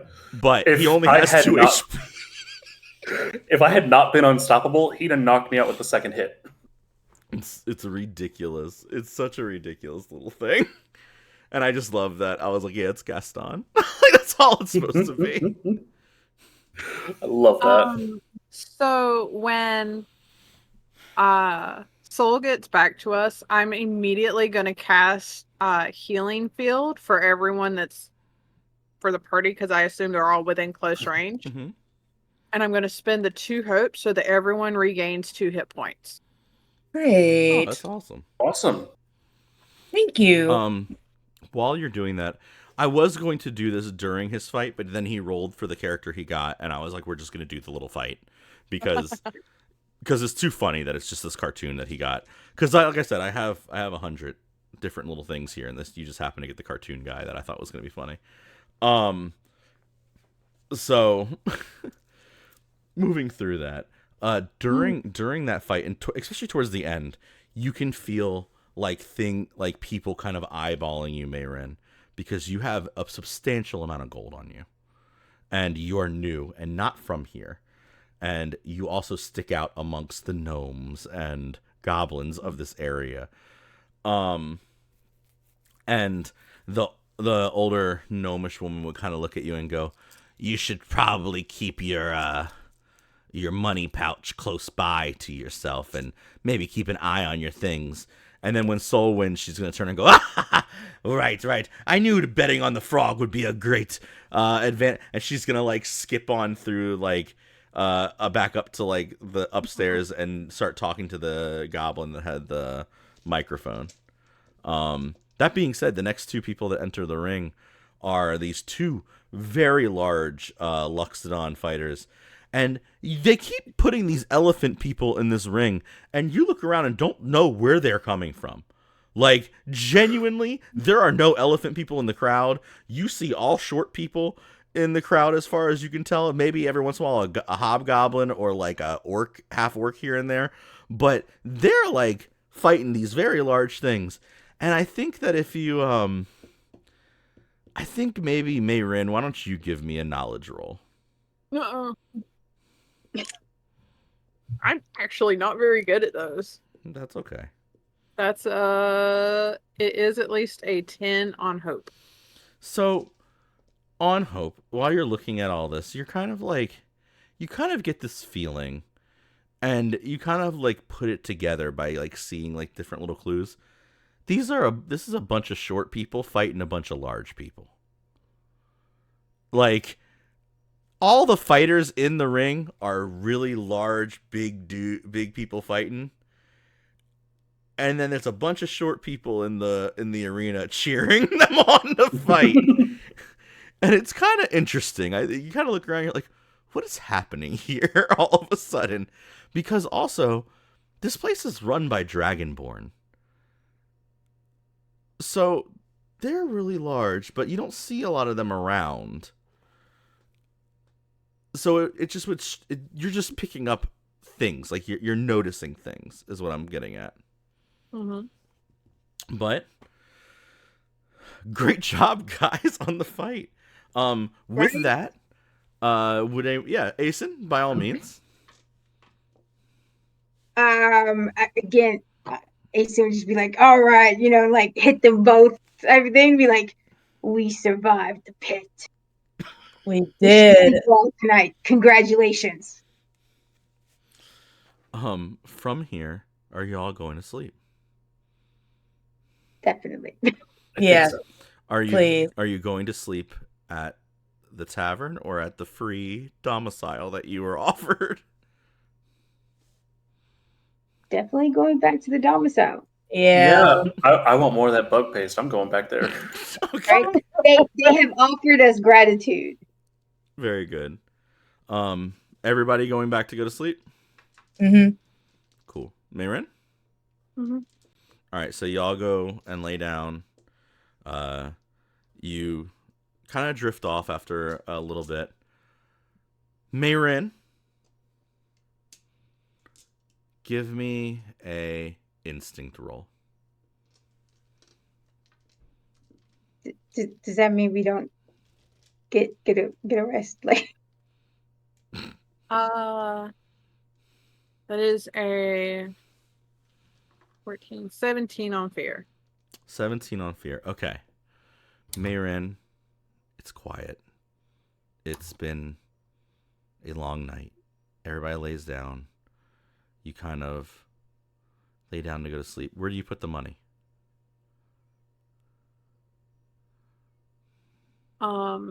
She's going to put it because she said that Audrey was going to turn the bug paste into something. She's going to put it in the canister that she sets Audrey on top of.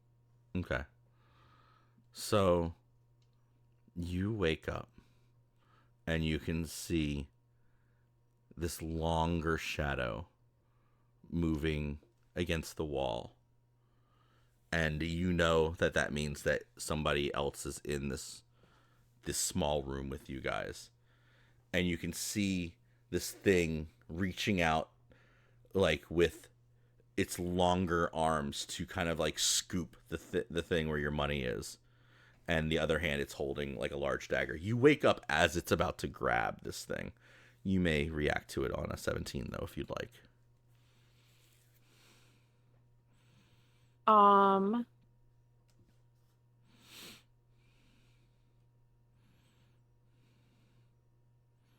I wanna cast Vicious Entangle on it,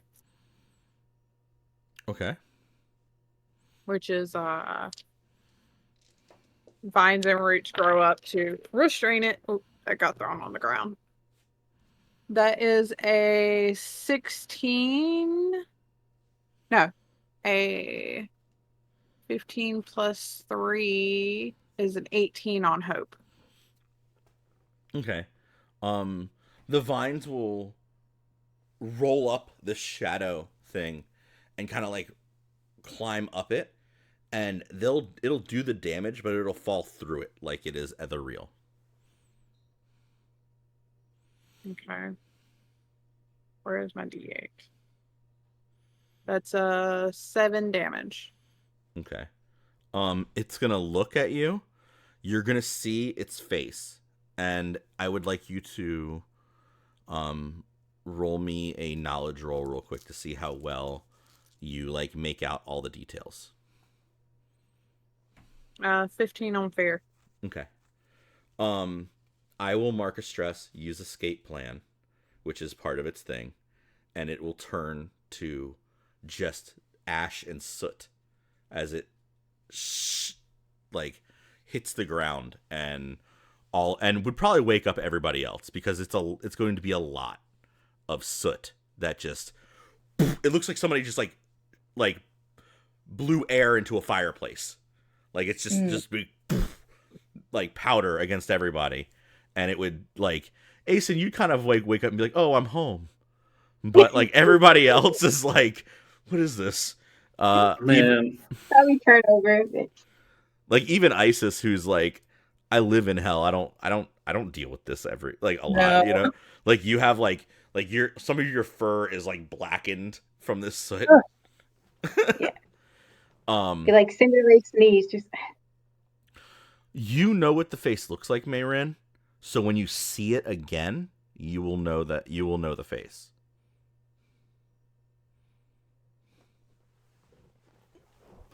If you Just- kind of understand what I'm saying. Mhm. Okay. But you would know that somebody's trying to steal from you, or attempted to. I'm gonna say, was he successful? No. She rolled high enough, even though it was on fear, to wake up. She just had to do something to make it actually go. Otherwise, it would have swiped. But trying to capture it will make it market stress to leave. If y'all would like to talk about what just happened, that'd be great.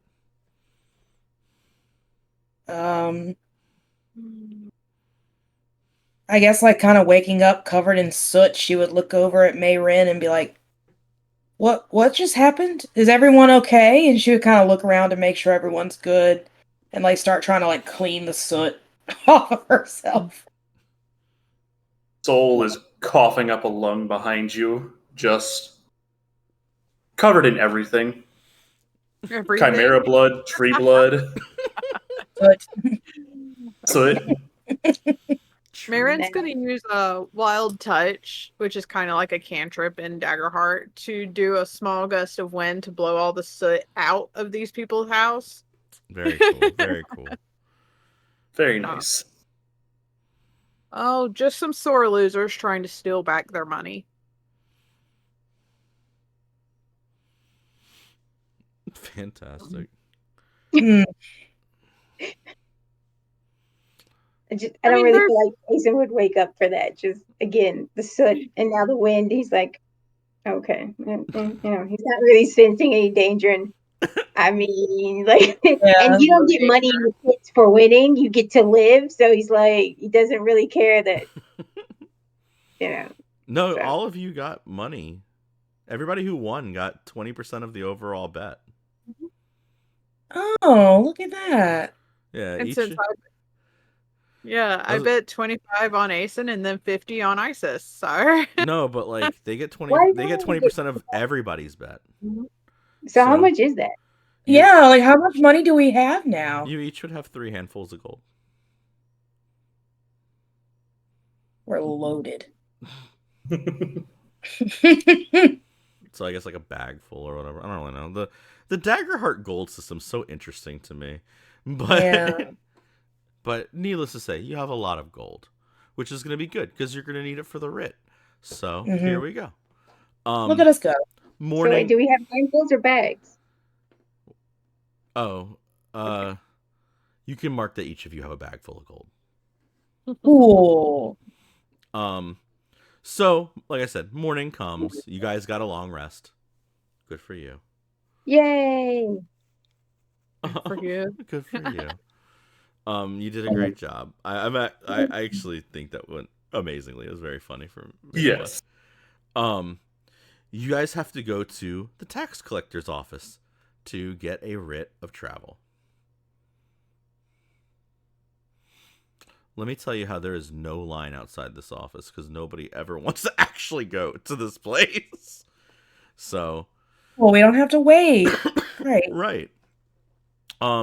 Outside of the tax collector's office is a very large brown colored dragonborn. He is kind of like sitting there. Think of like lizard guy kind of like lounging about. He's like his belly's like facing where the sun has come up. He's trying to get like the warmth of it all. And he kind of looks at you and goes, "It's so early." I agree. Indeed, it is. But it seems like we've got a nice sunbeam. Yeah, this is the spot. You should try it. Come here. She would just stand beside him and be like, this is Right. Is Yes. yes. And he'd lean down and pick a ladle up and hold it up to you so you could take a sip out of the ladle of the cold water. What is it? What's in the ladle? It's just cold water. Oh, beautiful. Yes. It was like as the water, like it's just cold water, hot sunbeam. He's like, "This is the morning right here. This is what I like." This is it, man. You're living the life right now. Are y'all here to see the sheriff? Yes. Yes. You just go in the front door. I'm sure he's sitting behind his dumb old desk. This dude is just living his best morning life. Hey, man. If when y'all go Yeah. in, yeah. No, I was gonna say like I feel like Asen would try the whole sunbeam thing because he's like You feel it? You I feel don't it? get it. Just the warmth. It's hot Yeah, but just like and like it. like he doesn't get it. He's like, why would I want to be extra hot? Like Right. I mean, you're already extra hot, but I get what you mean. exactly. Yeah.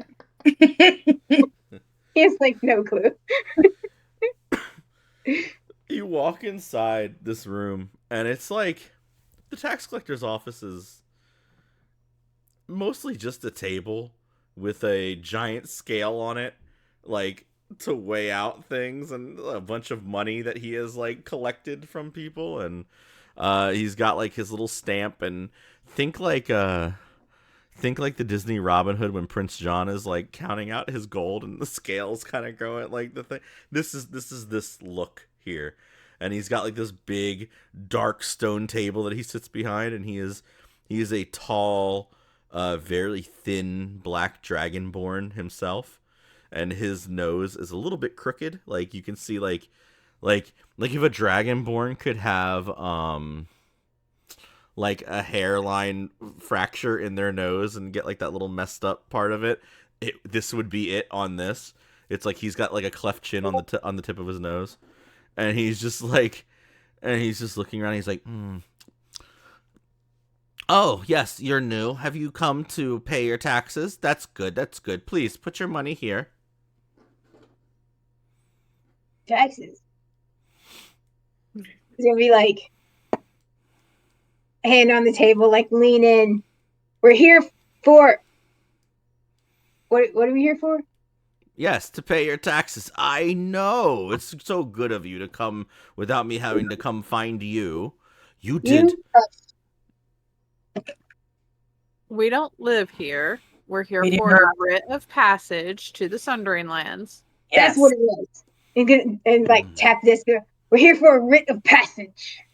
And he would like kind of like mull over. He's got like a long like beard, and he's like thinking about it, and he goes, "Well, you're incorrect in one thing. You do live here. You are currently here alive. So, I will need our portion of a tithing for our Lord Cinderlace. And you though, you did such a wonderful job against Forrest Butt in the tree in the I've heard about you. You're the large man that beat up a tree." And he goes, "Wait, I could show you."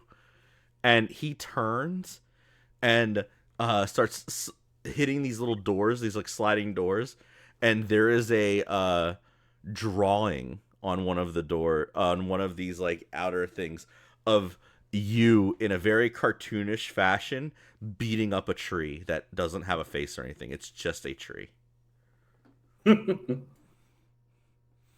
This is like one of those drawings you get on like the boardwalk. Right. He's like, that's insulting. Insulting? Right? This was done by one of our greatest artists.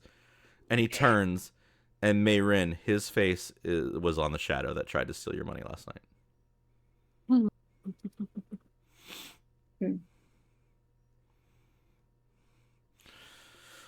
You need writs and to pay your tithings. I understand. Let me look. Let me see how much that will cost. And he pulls out this little book and starts to like turn through it. And he doesn't want anybody, he's like trying not to let anybody look in his little book as he turns through it. Ice's walking over towards the painting and like ripping it off the panel or whatever. Yeah, she's gonna set her hands on the table as she leans, and she's gonna whisper to him, "Are you sure you want me to let my friends know you tried to steal from us last night?" I don't steal, young lady. Little clip clops. I don't steal. I am the voice of Cinderlace in these parts. I am the sheriff here. And Cinderlace sounds like he's took too many punches to the nose. I will. You need my writ to go anywhere that you want to go. I do, but I can also go somewhere else and get it. He looks around and goes, "Where?" Well, what was your name again? I am the sheriff here. And he's going to look around. He's going to go back to his book. I'm the sheriff here. I don't know your name, though. If we lived here, wouldn't I know your name? I don't care what you know. All I know is you need to pay me. So that means you're unimportant to me.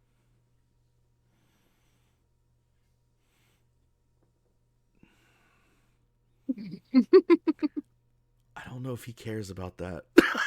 Like, I really don't. I'm trying to think of how he'd personally react to that, and it's not. It's more of a greed thing that's got him going. Right. But I think he'd flip through his book a little more, and then he'd like pull one of the pages out and look at it, and yes, okay, for the little amphibian, it'll be 15 gold, but for the rest of you, it is 20 for the writ. And then your taxes are each 5.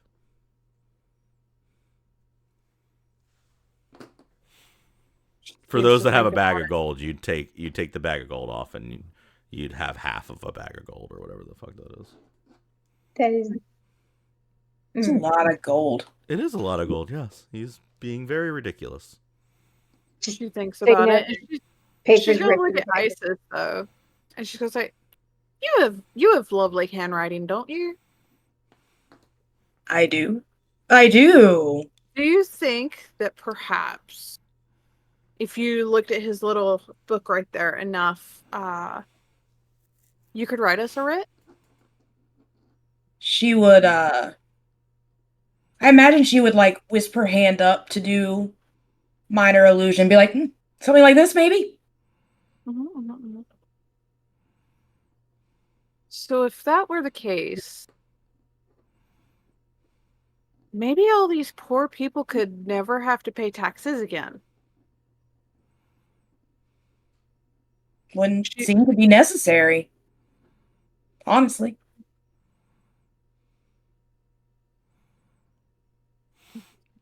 Are we saying this out loud to him?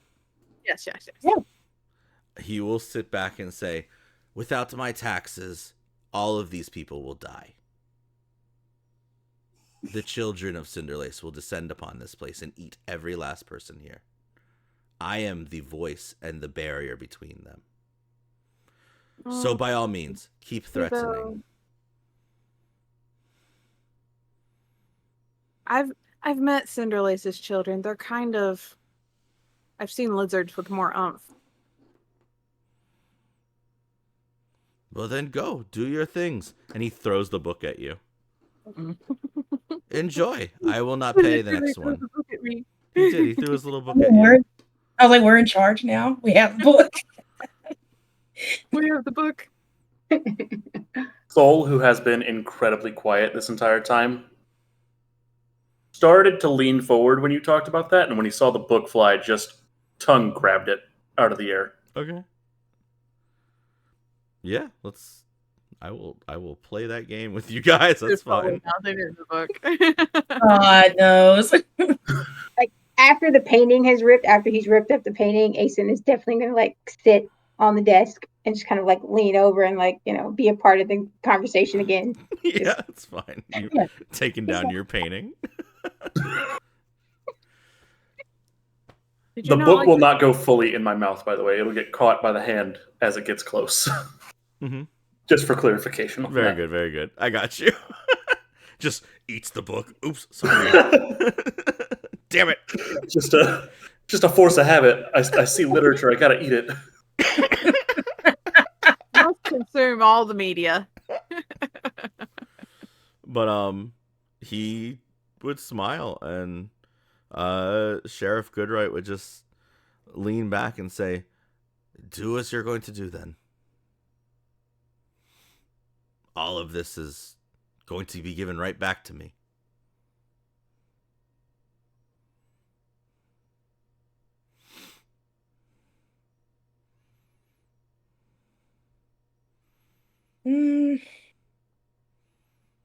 She thinks about it for a minute, and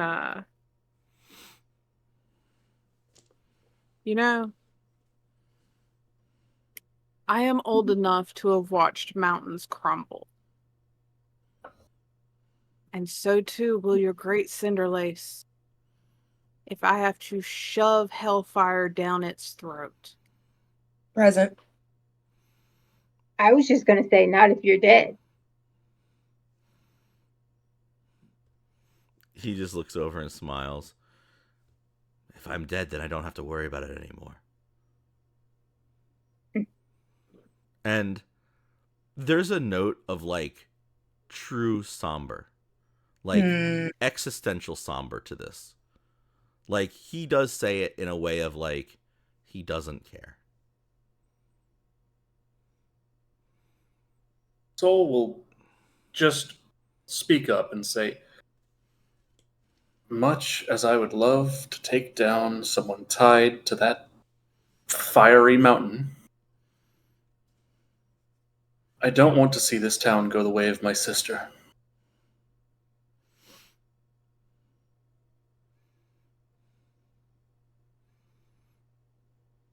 Perhaps we be reasonable. Roll presence with advantage. Mostly because, yeah, I feel like you all have threatened this man enough. That's a 16 on hope. He looks and goes, "What is reasonable to you? I still have to take a tithing, and you have to pay for a writ. You can look in the book. It's what it says to do for newcomers." You could not put us in the book. We I could. was just here a week ago. Did you pay then? Yes.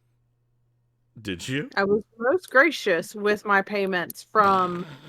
And she's going to reach into her bag and pull out her tarot cards. What? Yeah. Woo!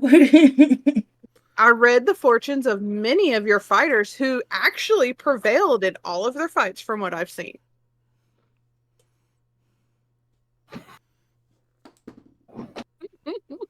Would you like me to read yours?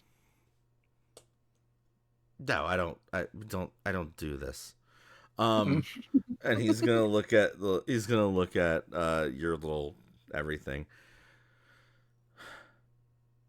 The three of you, and he's gonna like completely turn away from Mayrin. The three of you need to pay a tithing, and you have to pay for the writ either way. You also need to tell me what the writ's for, so I can put it on the actual thing. And that is the only way you can go wherever you're trying to go, which hopefully is far away from me. We'll be back. Or at least I will. There's good money to be had here. You should really let me set up a shop here. God help me. Not a bad idea. Soul will say, we only need a writ for the Soul Caravan Company to get through to the Sundering Lands. The most magnificent company in the world. What? Yep, was it the greatest merchants ever? Just say indubitably, Asen.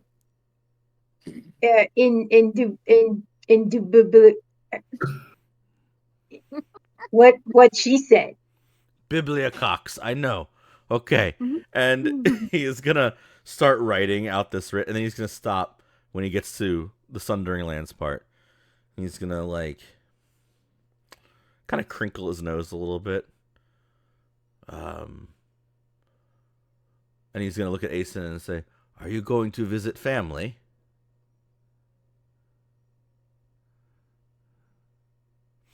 If you must know, if you insist, yes.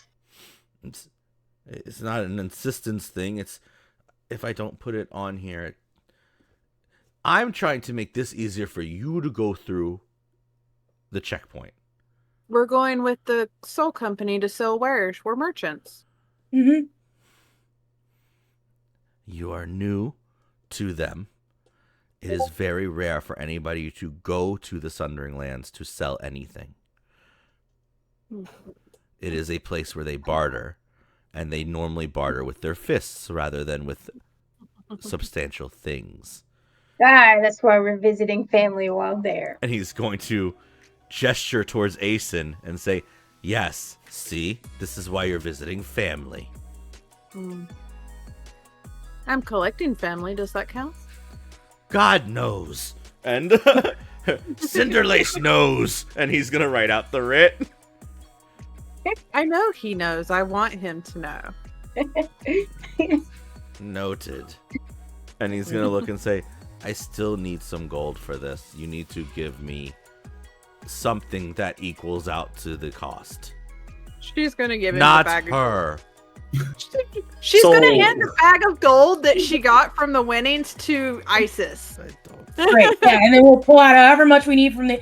Here you go for your little cool table. Hope you're happy with yourself. I like my table, yes. It's the only thing I like. Oh, you gotta get a hobby. You gotta do something else. You should play a dice game. Nobody's playing any games with you. Get out of my office. Have you ever tried crocheting? My husband's really good at it. I don't know what that is. You could learn to play cards with me. Marin is just torturing this man. I know. She knows. It is a nice table, though. It's very cool. He's gonna like wiggle a little bit. Is it cool? Very cool. Take your it. Go, go, go, go, go. You all have annoyed this thing enough that he's not making you pay your tithings. Please leave. That's what Hey. you win. As far as he's concerned. Right? We'll see you again on the way back. She's still going to leave him a handful of gold. Christ. Oh god. You walk out, and this time the lizard guy is now like laying on the ground. Oh, that man is just sunning, He's having a gonna great look- time. He's gonna like crack his eye open to see you and go, "Did you see him? Mm-hmm. Everything go okay? It went great. I don't gotta go. I don't gotta get up. No, not at all. Fantastic. Enjoy your sunbeam. I will. You should too. It's a good sunbeam."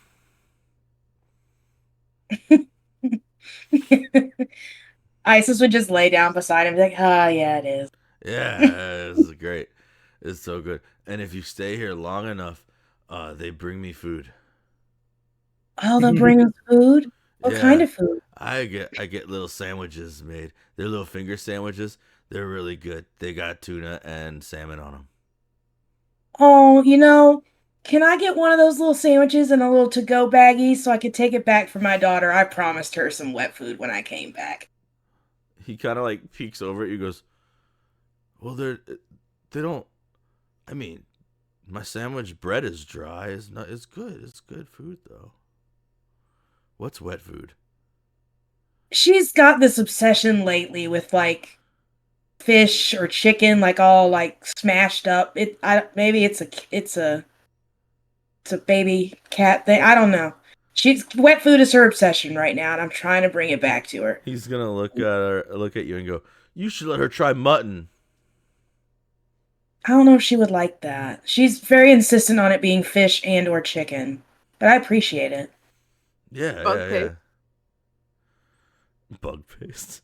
And, he like after like 10 or 15 minutes, you see like a couple of these goblins walk by, and they have this little tray, and they bring him these little finger sandwiches on a tray. Oh.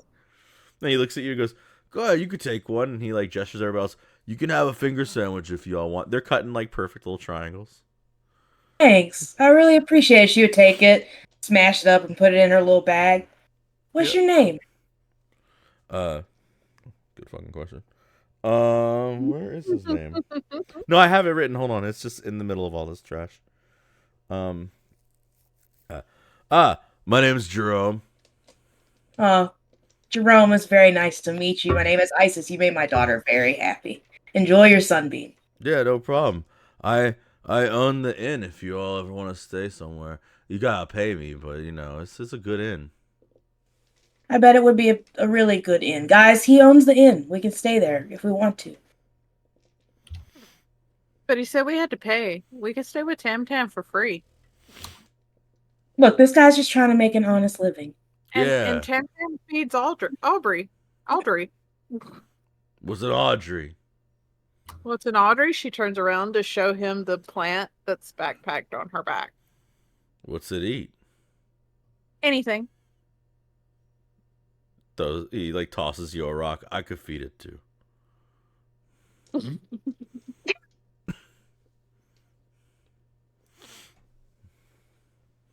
You kind of hear Audrey crunching this rock like it's an ice cube. Really cool. He kind of snorts and goes, "Ha, that's a good trick. We could feed it chair legs and see what happens." If you feed her whole nest of wasps, she makes mead. You should make people pay for that. I have. Good job. Always make them pay. That's, rule number 3. Hey, he's got rules too, Rayson. Cool. You guys could really bond over that. I don't think that was rule number 3. What is your rule number 3? Pay? Wait. You can always make them pay with pain. That's what make them pay means. Make them pay. Yeah. And that's rule number 5. There it is. Fantastic. He kind of sits up and he looks at you guys and goes, "Y'all have a great one. Enjoy your sandwich." Thanks, Jerome. Enjoy your sunbeam. Are you guys just gonna travel back to Seoul from here? Or are you staying Is there in town? anything else to do? Not really. Is there anything else we need in town? I mean, He other did than recommend supplies. yeah, I was gonna say other than going to around the general store and getting general merchandise, which you have a little you have this little pouch of silver that was given to you from Juju to get all that stuff. I would also like to go back at some point and give Tam Tam and Ron a handful of gold. Okay. Yeah, no problem. They'd be very, very, very thankful. And Ron would say, we'll put it towards doing good for our son. We do have to figure out some kind of new enterprise now that my logging camp is going to be taken.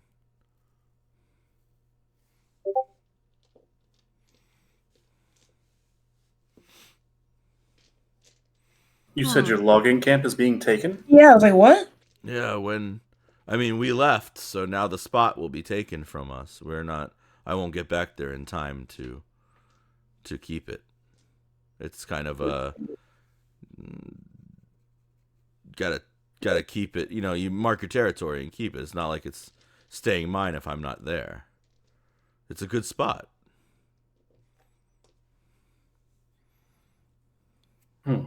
That's interesting. It is what it is. It's hard. It's a hard life, but I'll find a new spot. And where did you say you guys are going?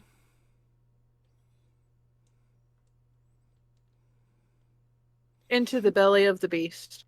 Mm-hmm. He The thinks Sundering Lands. Oh. Oh, well. Have fun with that, I guess. Yeah. We'll try. He just looks cross. And Tam Tam's gonna look over at Soul, and she'll give you this little tiny jar of this bug paste that she's made. There will be just pure joy on Soul's face. Just thank you. I didn't want to ask in case you didn't have much, but I appreciate it. No, it's so good. It's so great. I love sharing it with people that enjoy it. I hope that you enjoy. Please share it with Aubrey, and she points to Audrey. I will. Huh? I said close enough. Yeah. And Marin kind of points to the little canister that Audrey had been sitting on overnight. Mm-hmm. And she says, there's it's a sort of milky sort of substance. You could use it for baking. I've used it for baking before. To maybe make some bread or something to eat with it. And that is what Audrey turned the bug paste into. I have more questions than I would like to bring on at this moment, but thank you so much. I hope that you all travel safe, and I will make sure everybody knows to buy from the Soul Company. And she kind of looks all proud of herself for remembering a detail. Yes. And I think that this is where we can end this episode because it's been long enough, and you all will travel back next time. Oh boy. All right. Yay! Thank you all for watching. I hope everybody enjoyed episode 2 of Felling a Tyrant, and what a crazy, ridiculous thing. I love you all. Thank you all so much. See y'all later. Bye. Bye.